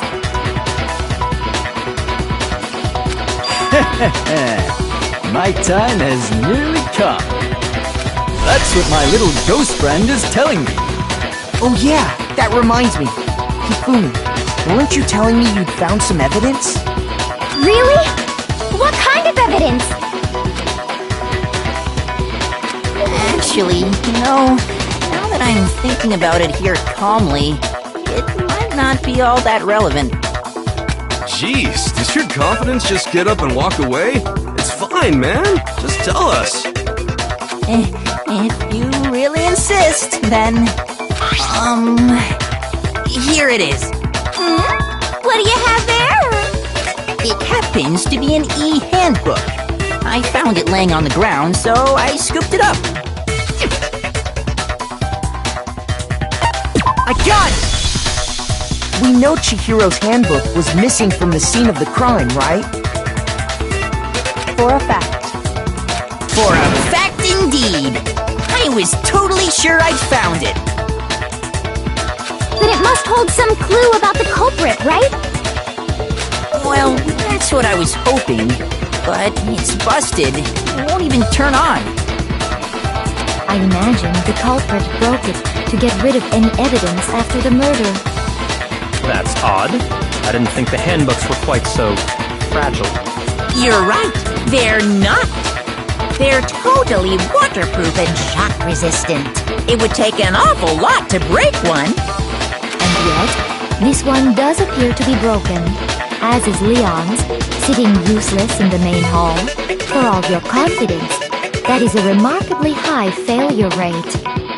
Do you think there might be some kind of mystery in there somewhere? How precisely did the handbooks get broken?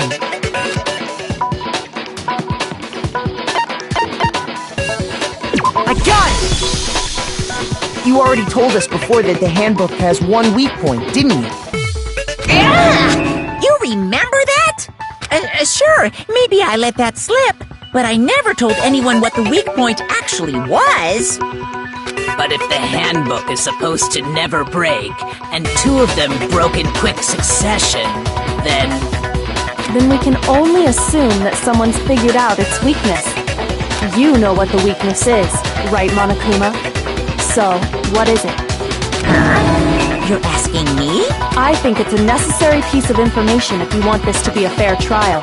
But if I tell you, and someone else decides to copy it, that would be very not good.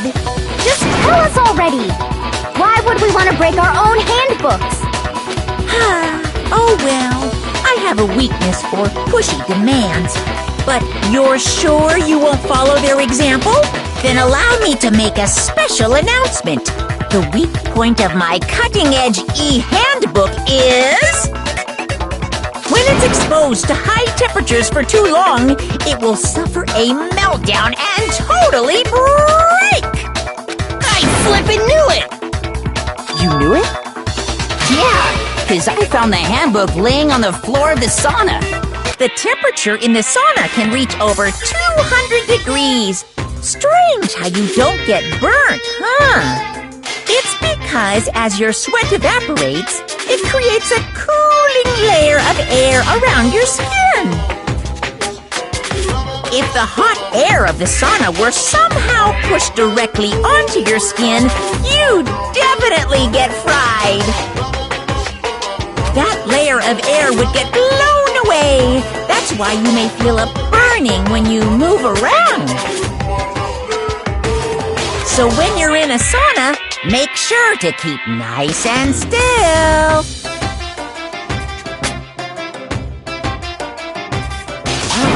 Interesting. I learned one new fact today. That is a mere trifling speck of knowledge. Anyway, if you found the victim's handbook in the sauna, then the killer must have been purposely trying to raise its temperature in order to break it. meaning the culprit somehow knew its weakness. But how'd they find out? Monokuma said he didn't tell anyone, right? Indeed. Quite the mystery. What if they found out by accident? What do you mean by accident? What if the killer took their own handbook into the sauna, not knowing its weakness, and it broke? They'd realize it was broken, of course, and it wouldn't be hard to figure out why. And once they had Chihiro's handbook, they knew they had an easy way to dispose of it. I won't say it's not possible, but who would have done something like that? I don't know of anyone who took their handbook into the sauna. I might know someone who did. Whoa! Seriously? I think the one who may have taken their handbook into the sauna was...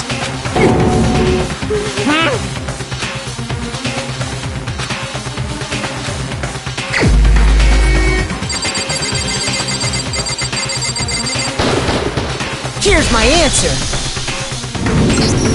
Mondo, your handbook got broken in the sauna, didn't it? What? Why? Why do you keep accusing him?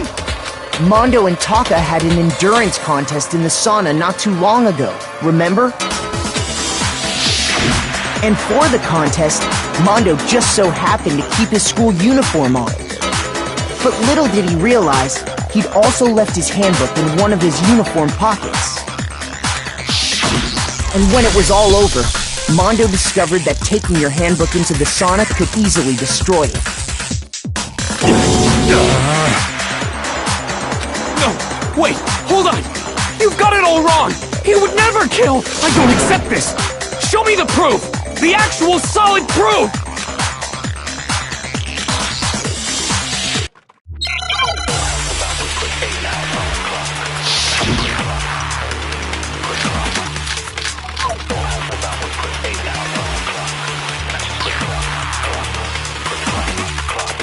Let's test Makoto's assertion.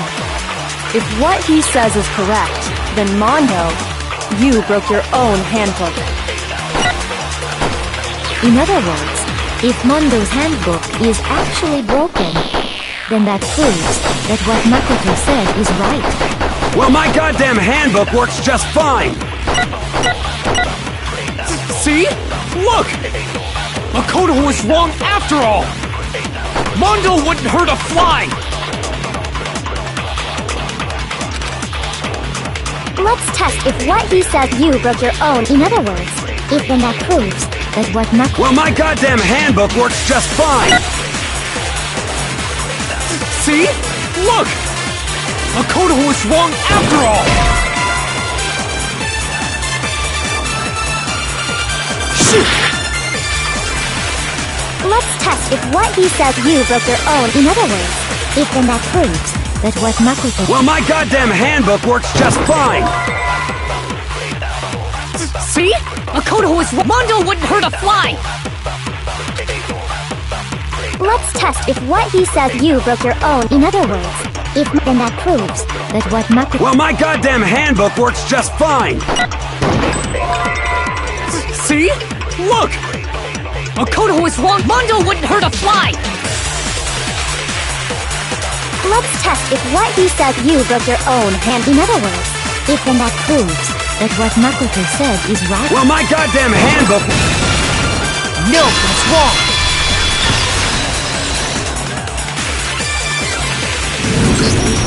Mondo, the handbook you have right now, is it really yours? The fuck is that supposed to mean? The broken handbook that was in the main hall. Isn't that one actually yours?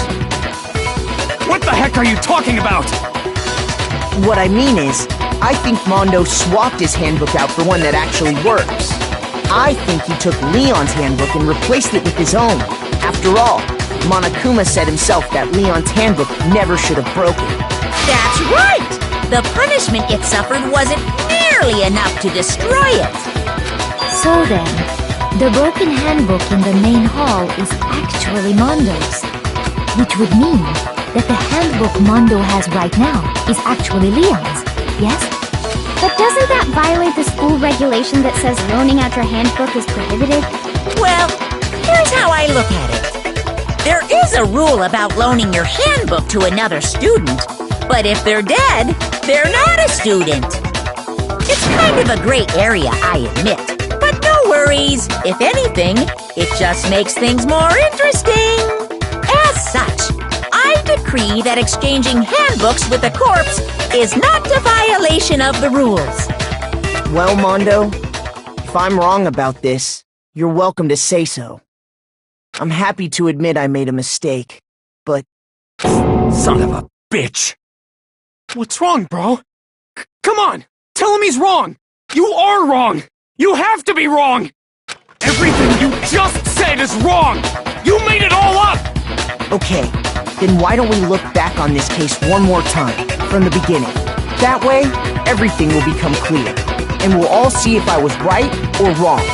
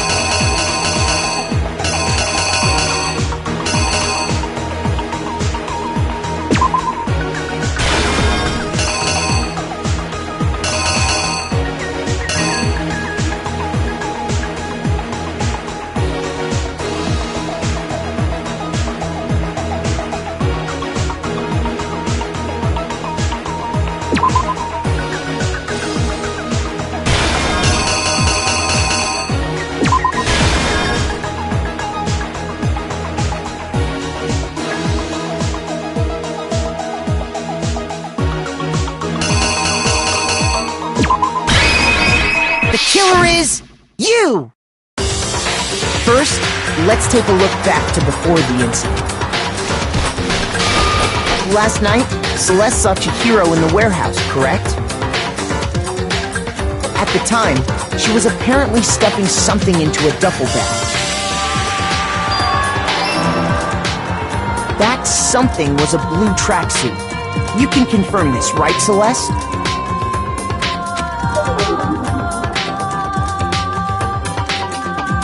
With bag in hand, Chihiro headed out, even though it was officially nighttime.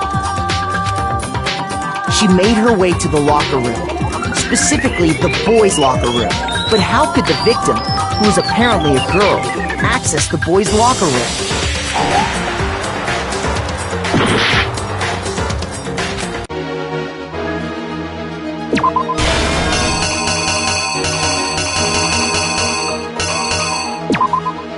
Here's exactly what happened.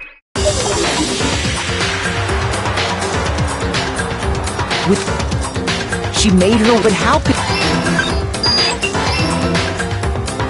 Simple, because she was really a he. Which is why he was able to use his own e-handbook to gain entrance to the boys' locker room. Once inside, he met with someone there. And the person he met was the one who killed him.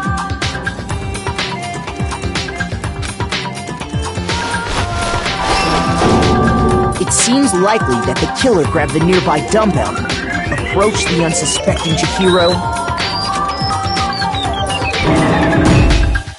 and attacked him.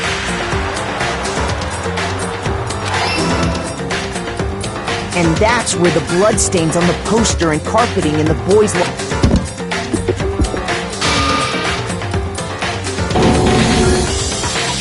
It was likely in the heat of the moment. The body was arranged, but the murder itself felt unplanned.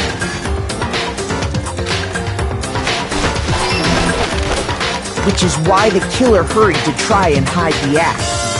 First, pulling up the bloodstained carpet. Then, removing the bloody poster.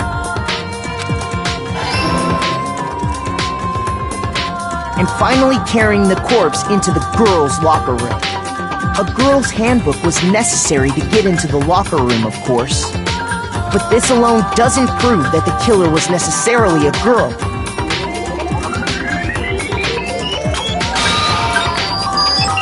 After all, Sayaka and Junko's handbooks had been placed in the main hall. Using one of those, a boy could get into the girls' locker room without much problem. And that's exactly how the killer did it. With the carpet and the poster they brought with them, they got to work. They changed the layout of the boys' and girls' locker room in what you might call a crime scene switch.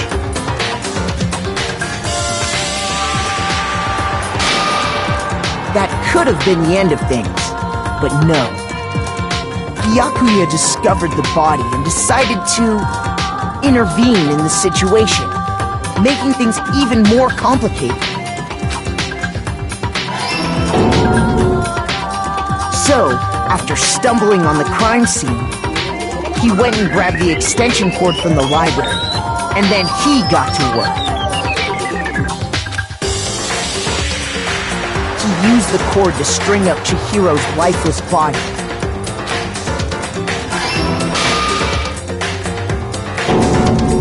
Then, using the victim's own blood, he left a grisly message there at the scene of the crime. He wanted to create the illusion that Genocide Jack was responsible for the slaughter.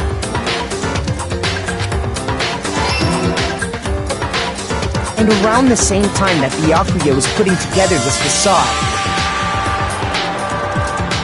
the killer, having already disposed of Chihiro's bag and other belongings, arrived at the sauna.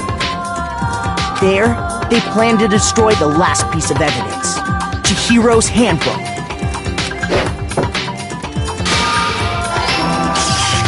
And just as the killer expected, the steamy sauna was enough to ruin the electronic gadget. Somehow, the killer knew that the handbook couldn't stand up to the heat of the sauna. And the reason they knew that is because the sauna had already wrecked their own handbook. And that's how it all played out. Isn't that right, Mondo Owada?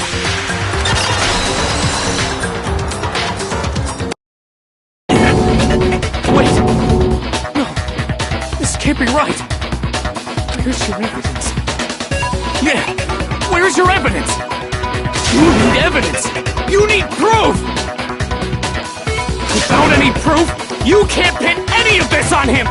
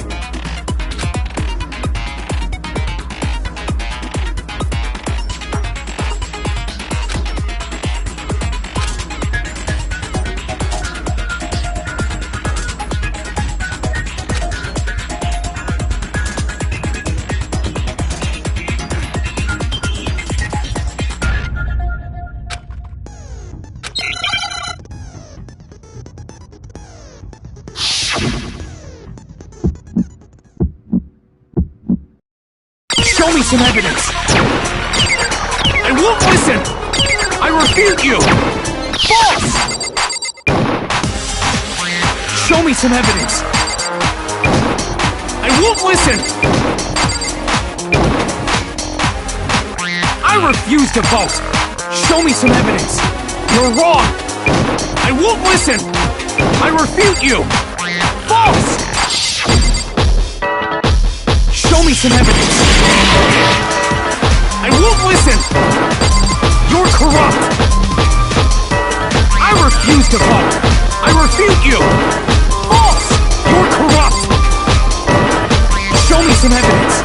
I won't listen! Show me some evidence! Show me some evidence! This should prove it!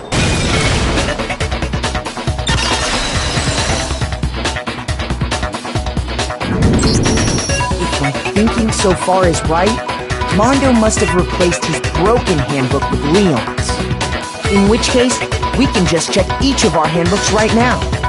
Once we do that, we'll... We don't gotta do that. Huh? Yeah. I did it. I killed him.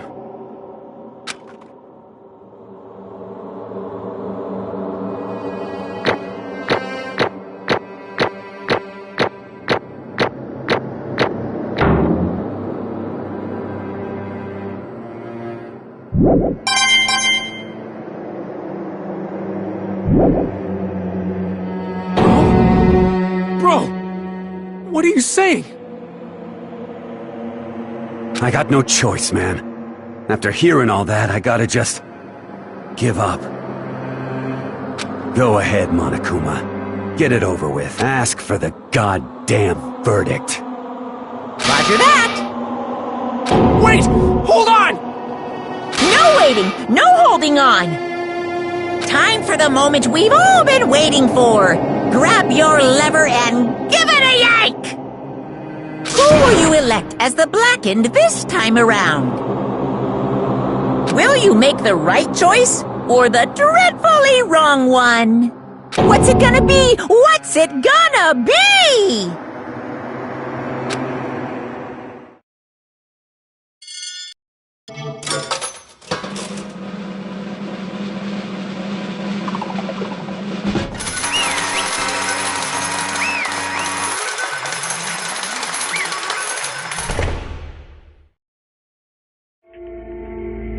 What?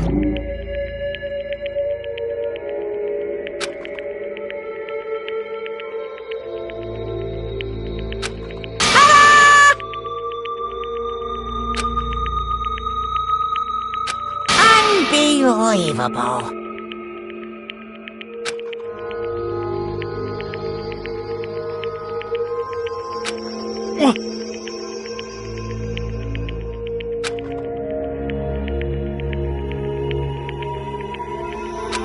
Sorry.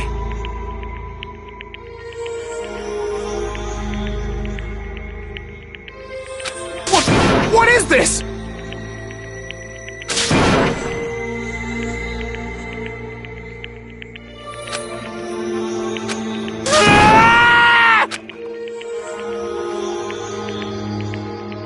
Now then.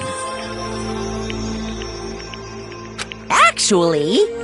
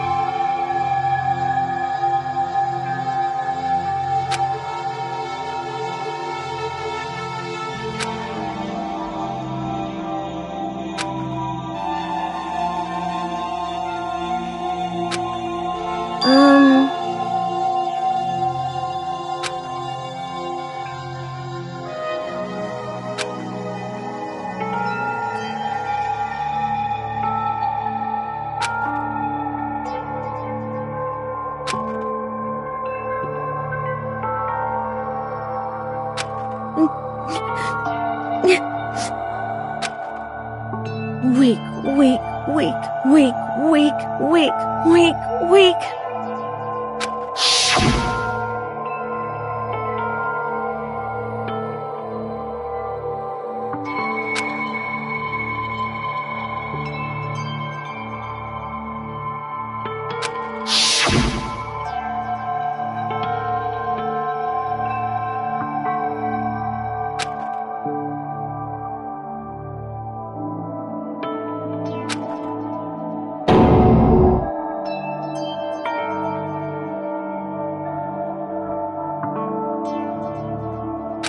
Hey,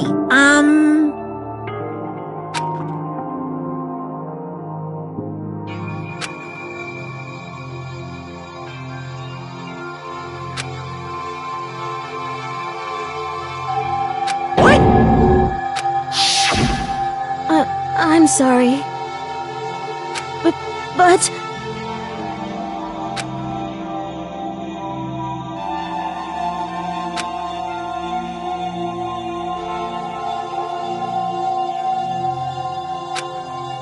That's right. I want to change.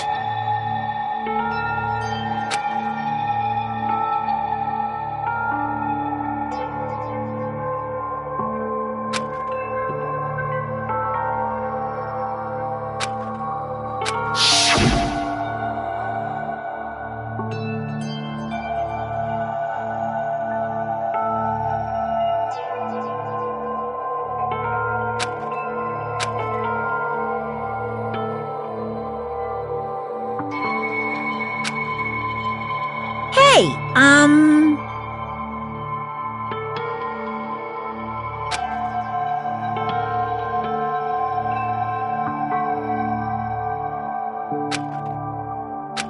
Yeah, that's right.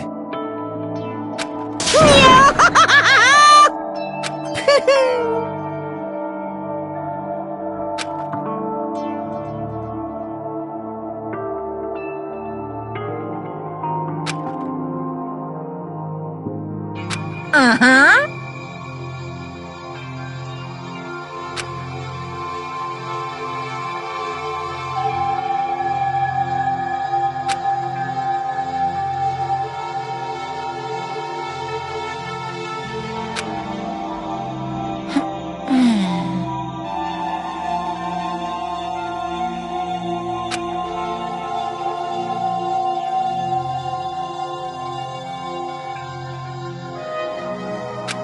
Correct.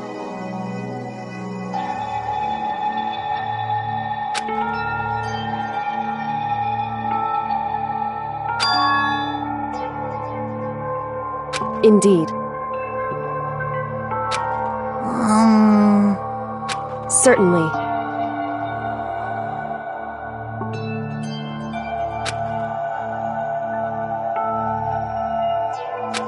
But... Because...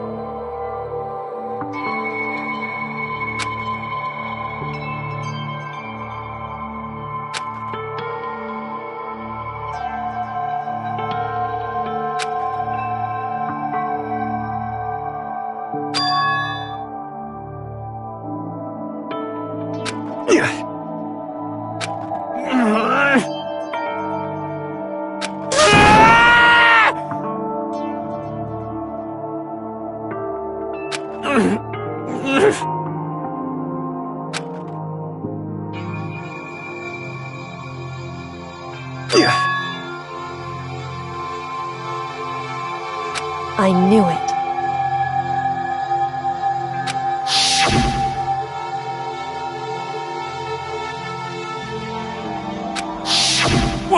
What is this?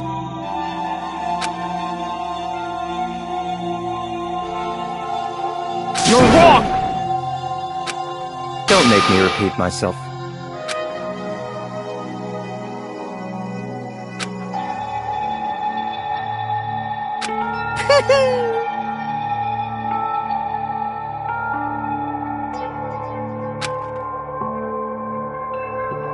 Hey,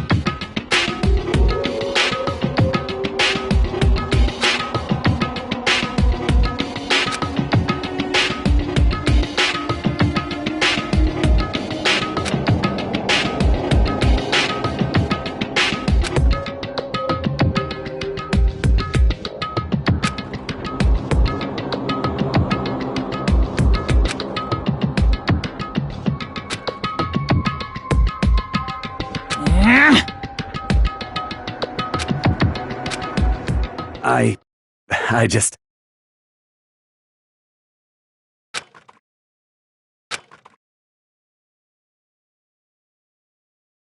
Don't fuck with me!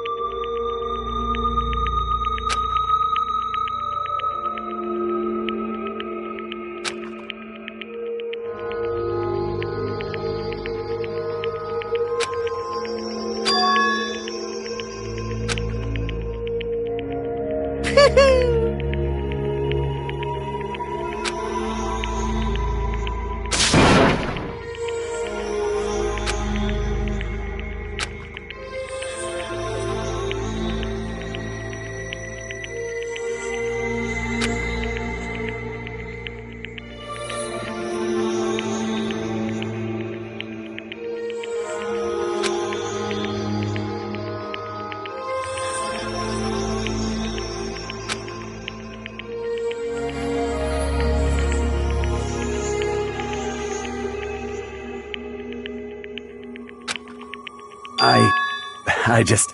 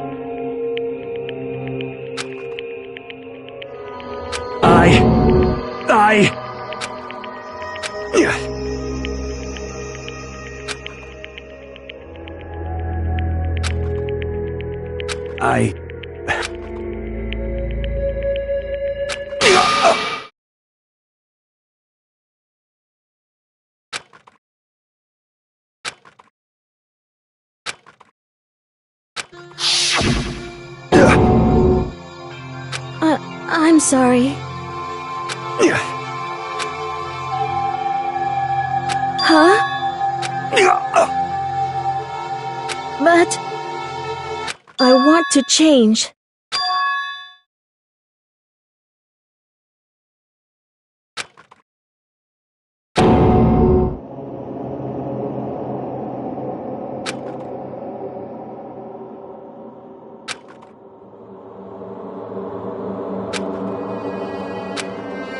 You piece of... What? What? Huh?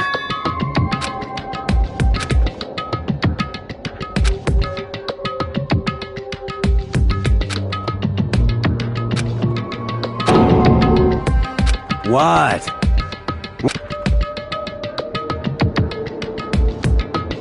No!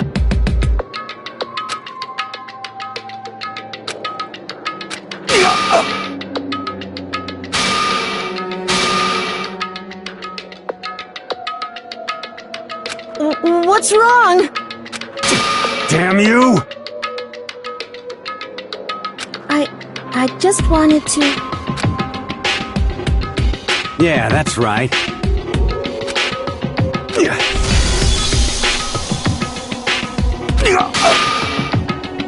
You son of a bitch!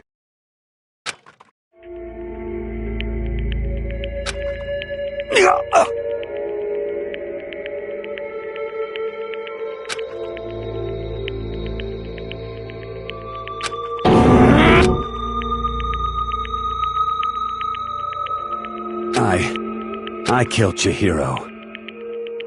Even after all this time, I'm still just as weak as I've always been. And thanks to that, I did something I can never take back.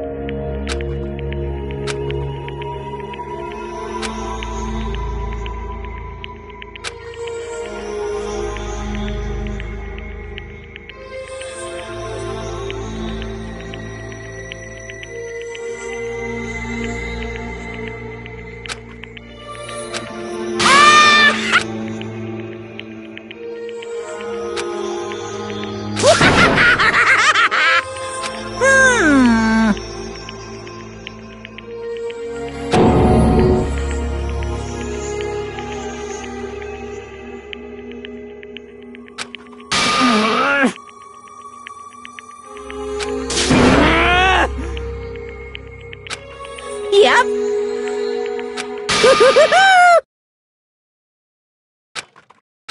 It can't be. Well now. Ridiculous. Now then, I've prepared a very special punishment.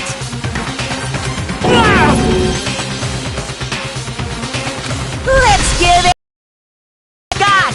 It's punishment time!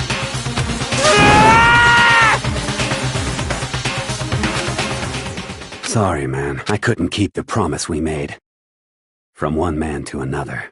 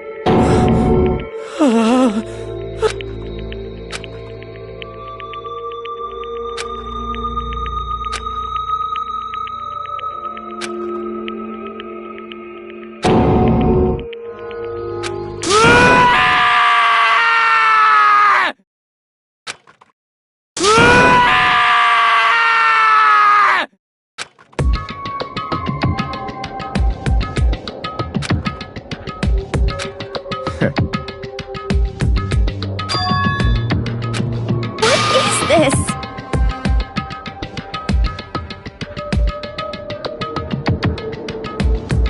Naturally. Hey. However... What?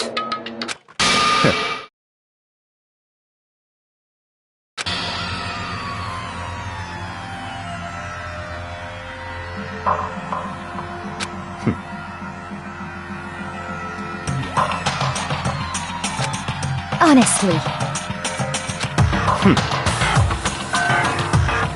There is nothing to be done.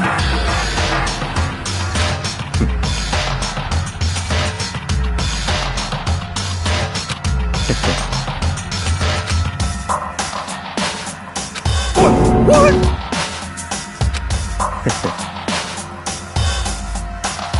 Well... That's right.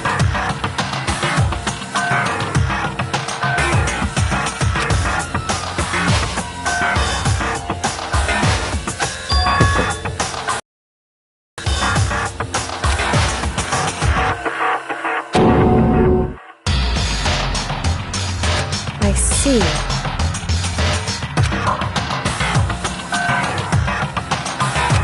But...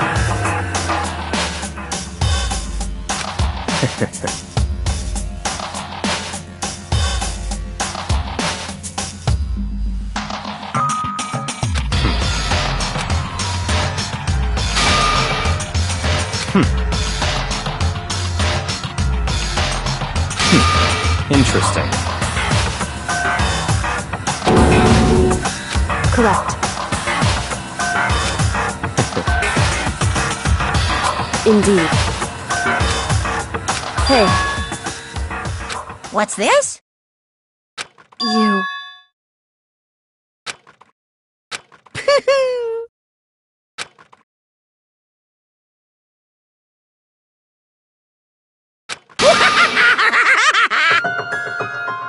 What?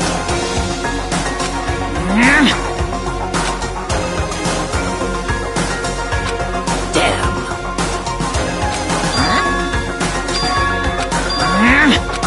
What the heck?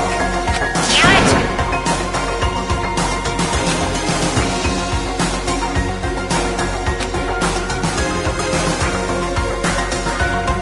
Ooh, how exciting!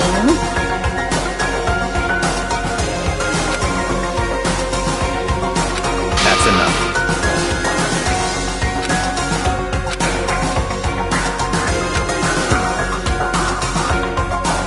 In the name of my family. getting all riled up!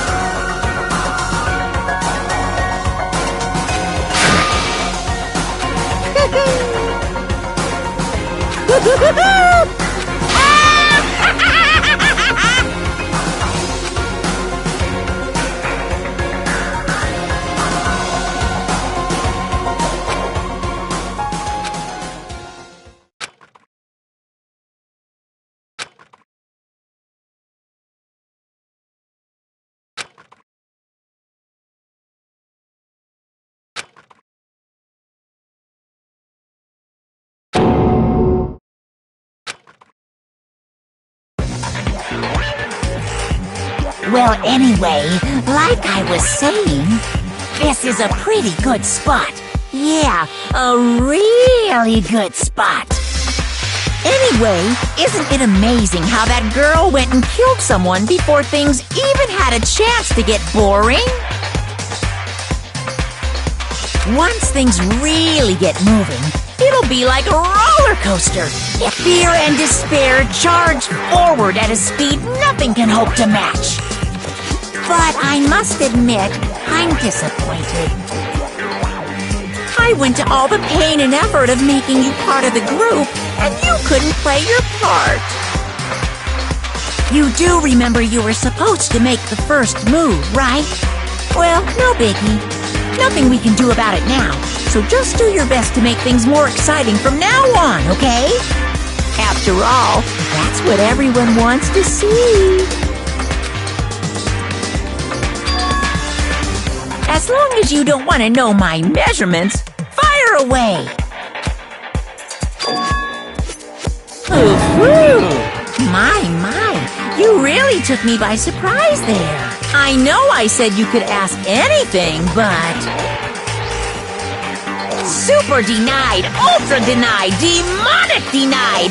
Because you see, that's my ace in the hole. And nobody'd be dumb enough to reveal that, right? No matter how close they were to their friends.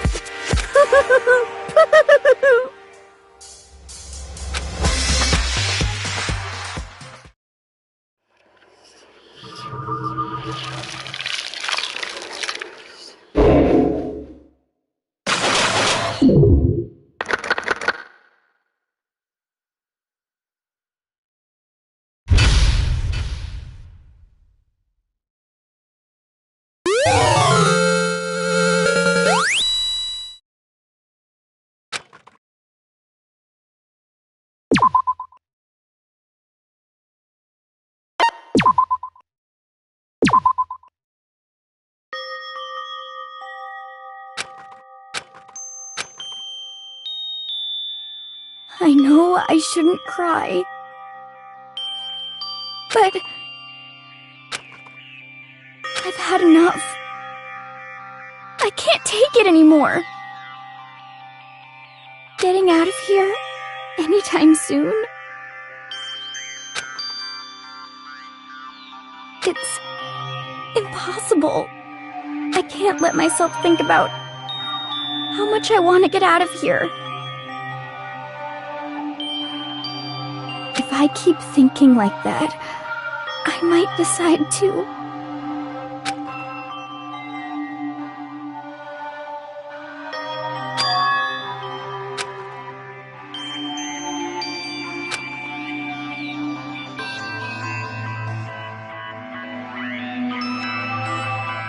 Okay.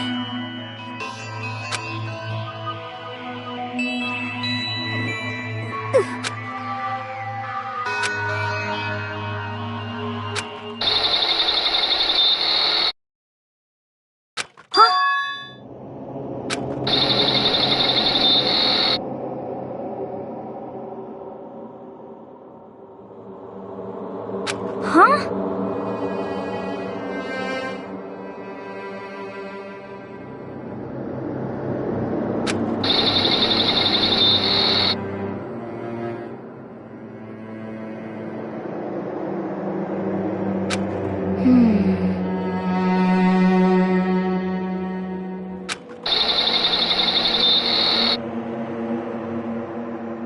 But...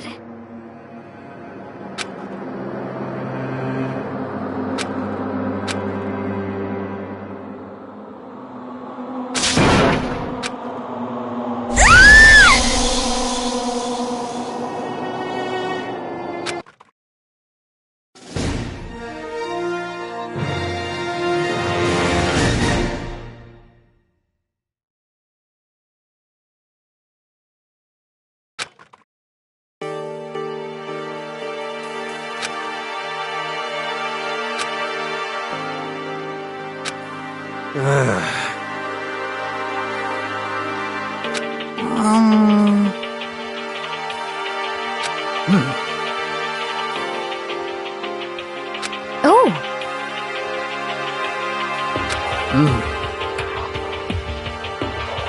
So then,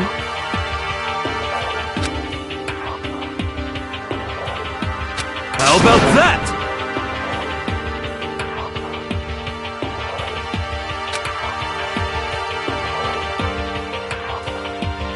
Impossible.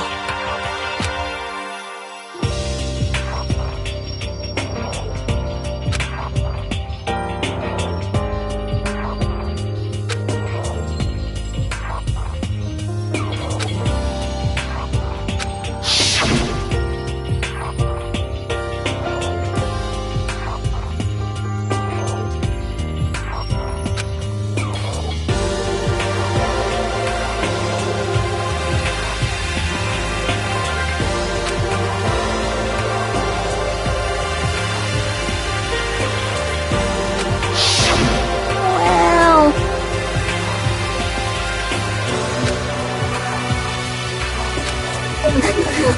it's like...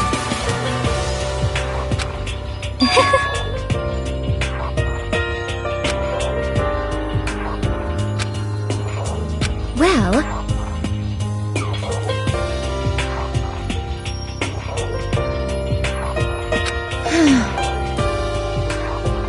is that okay?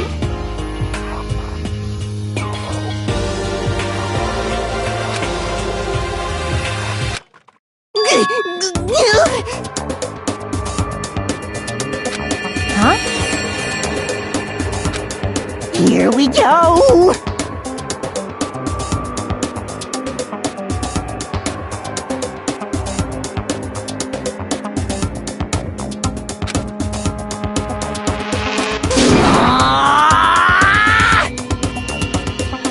There is nothing to be done. You know?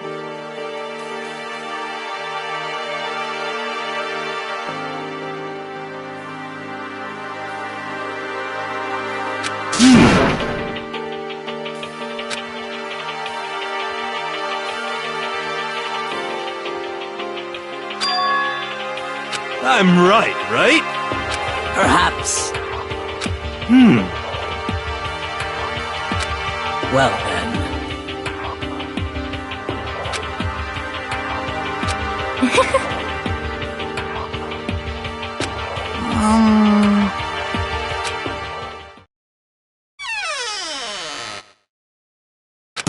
You called for me, so I appeared!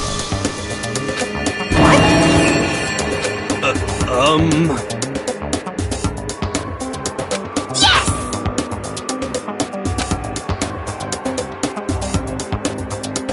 Aha!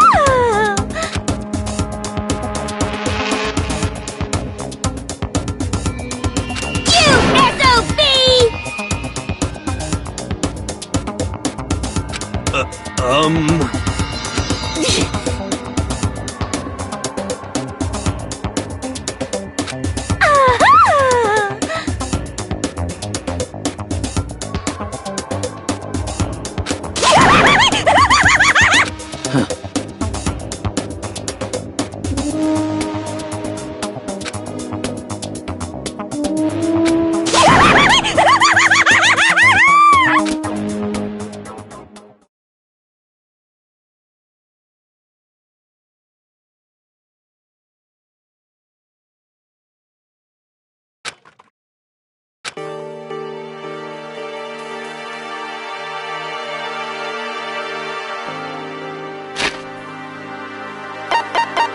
What?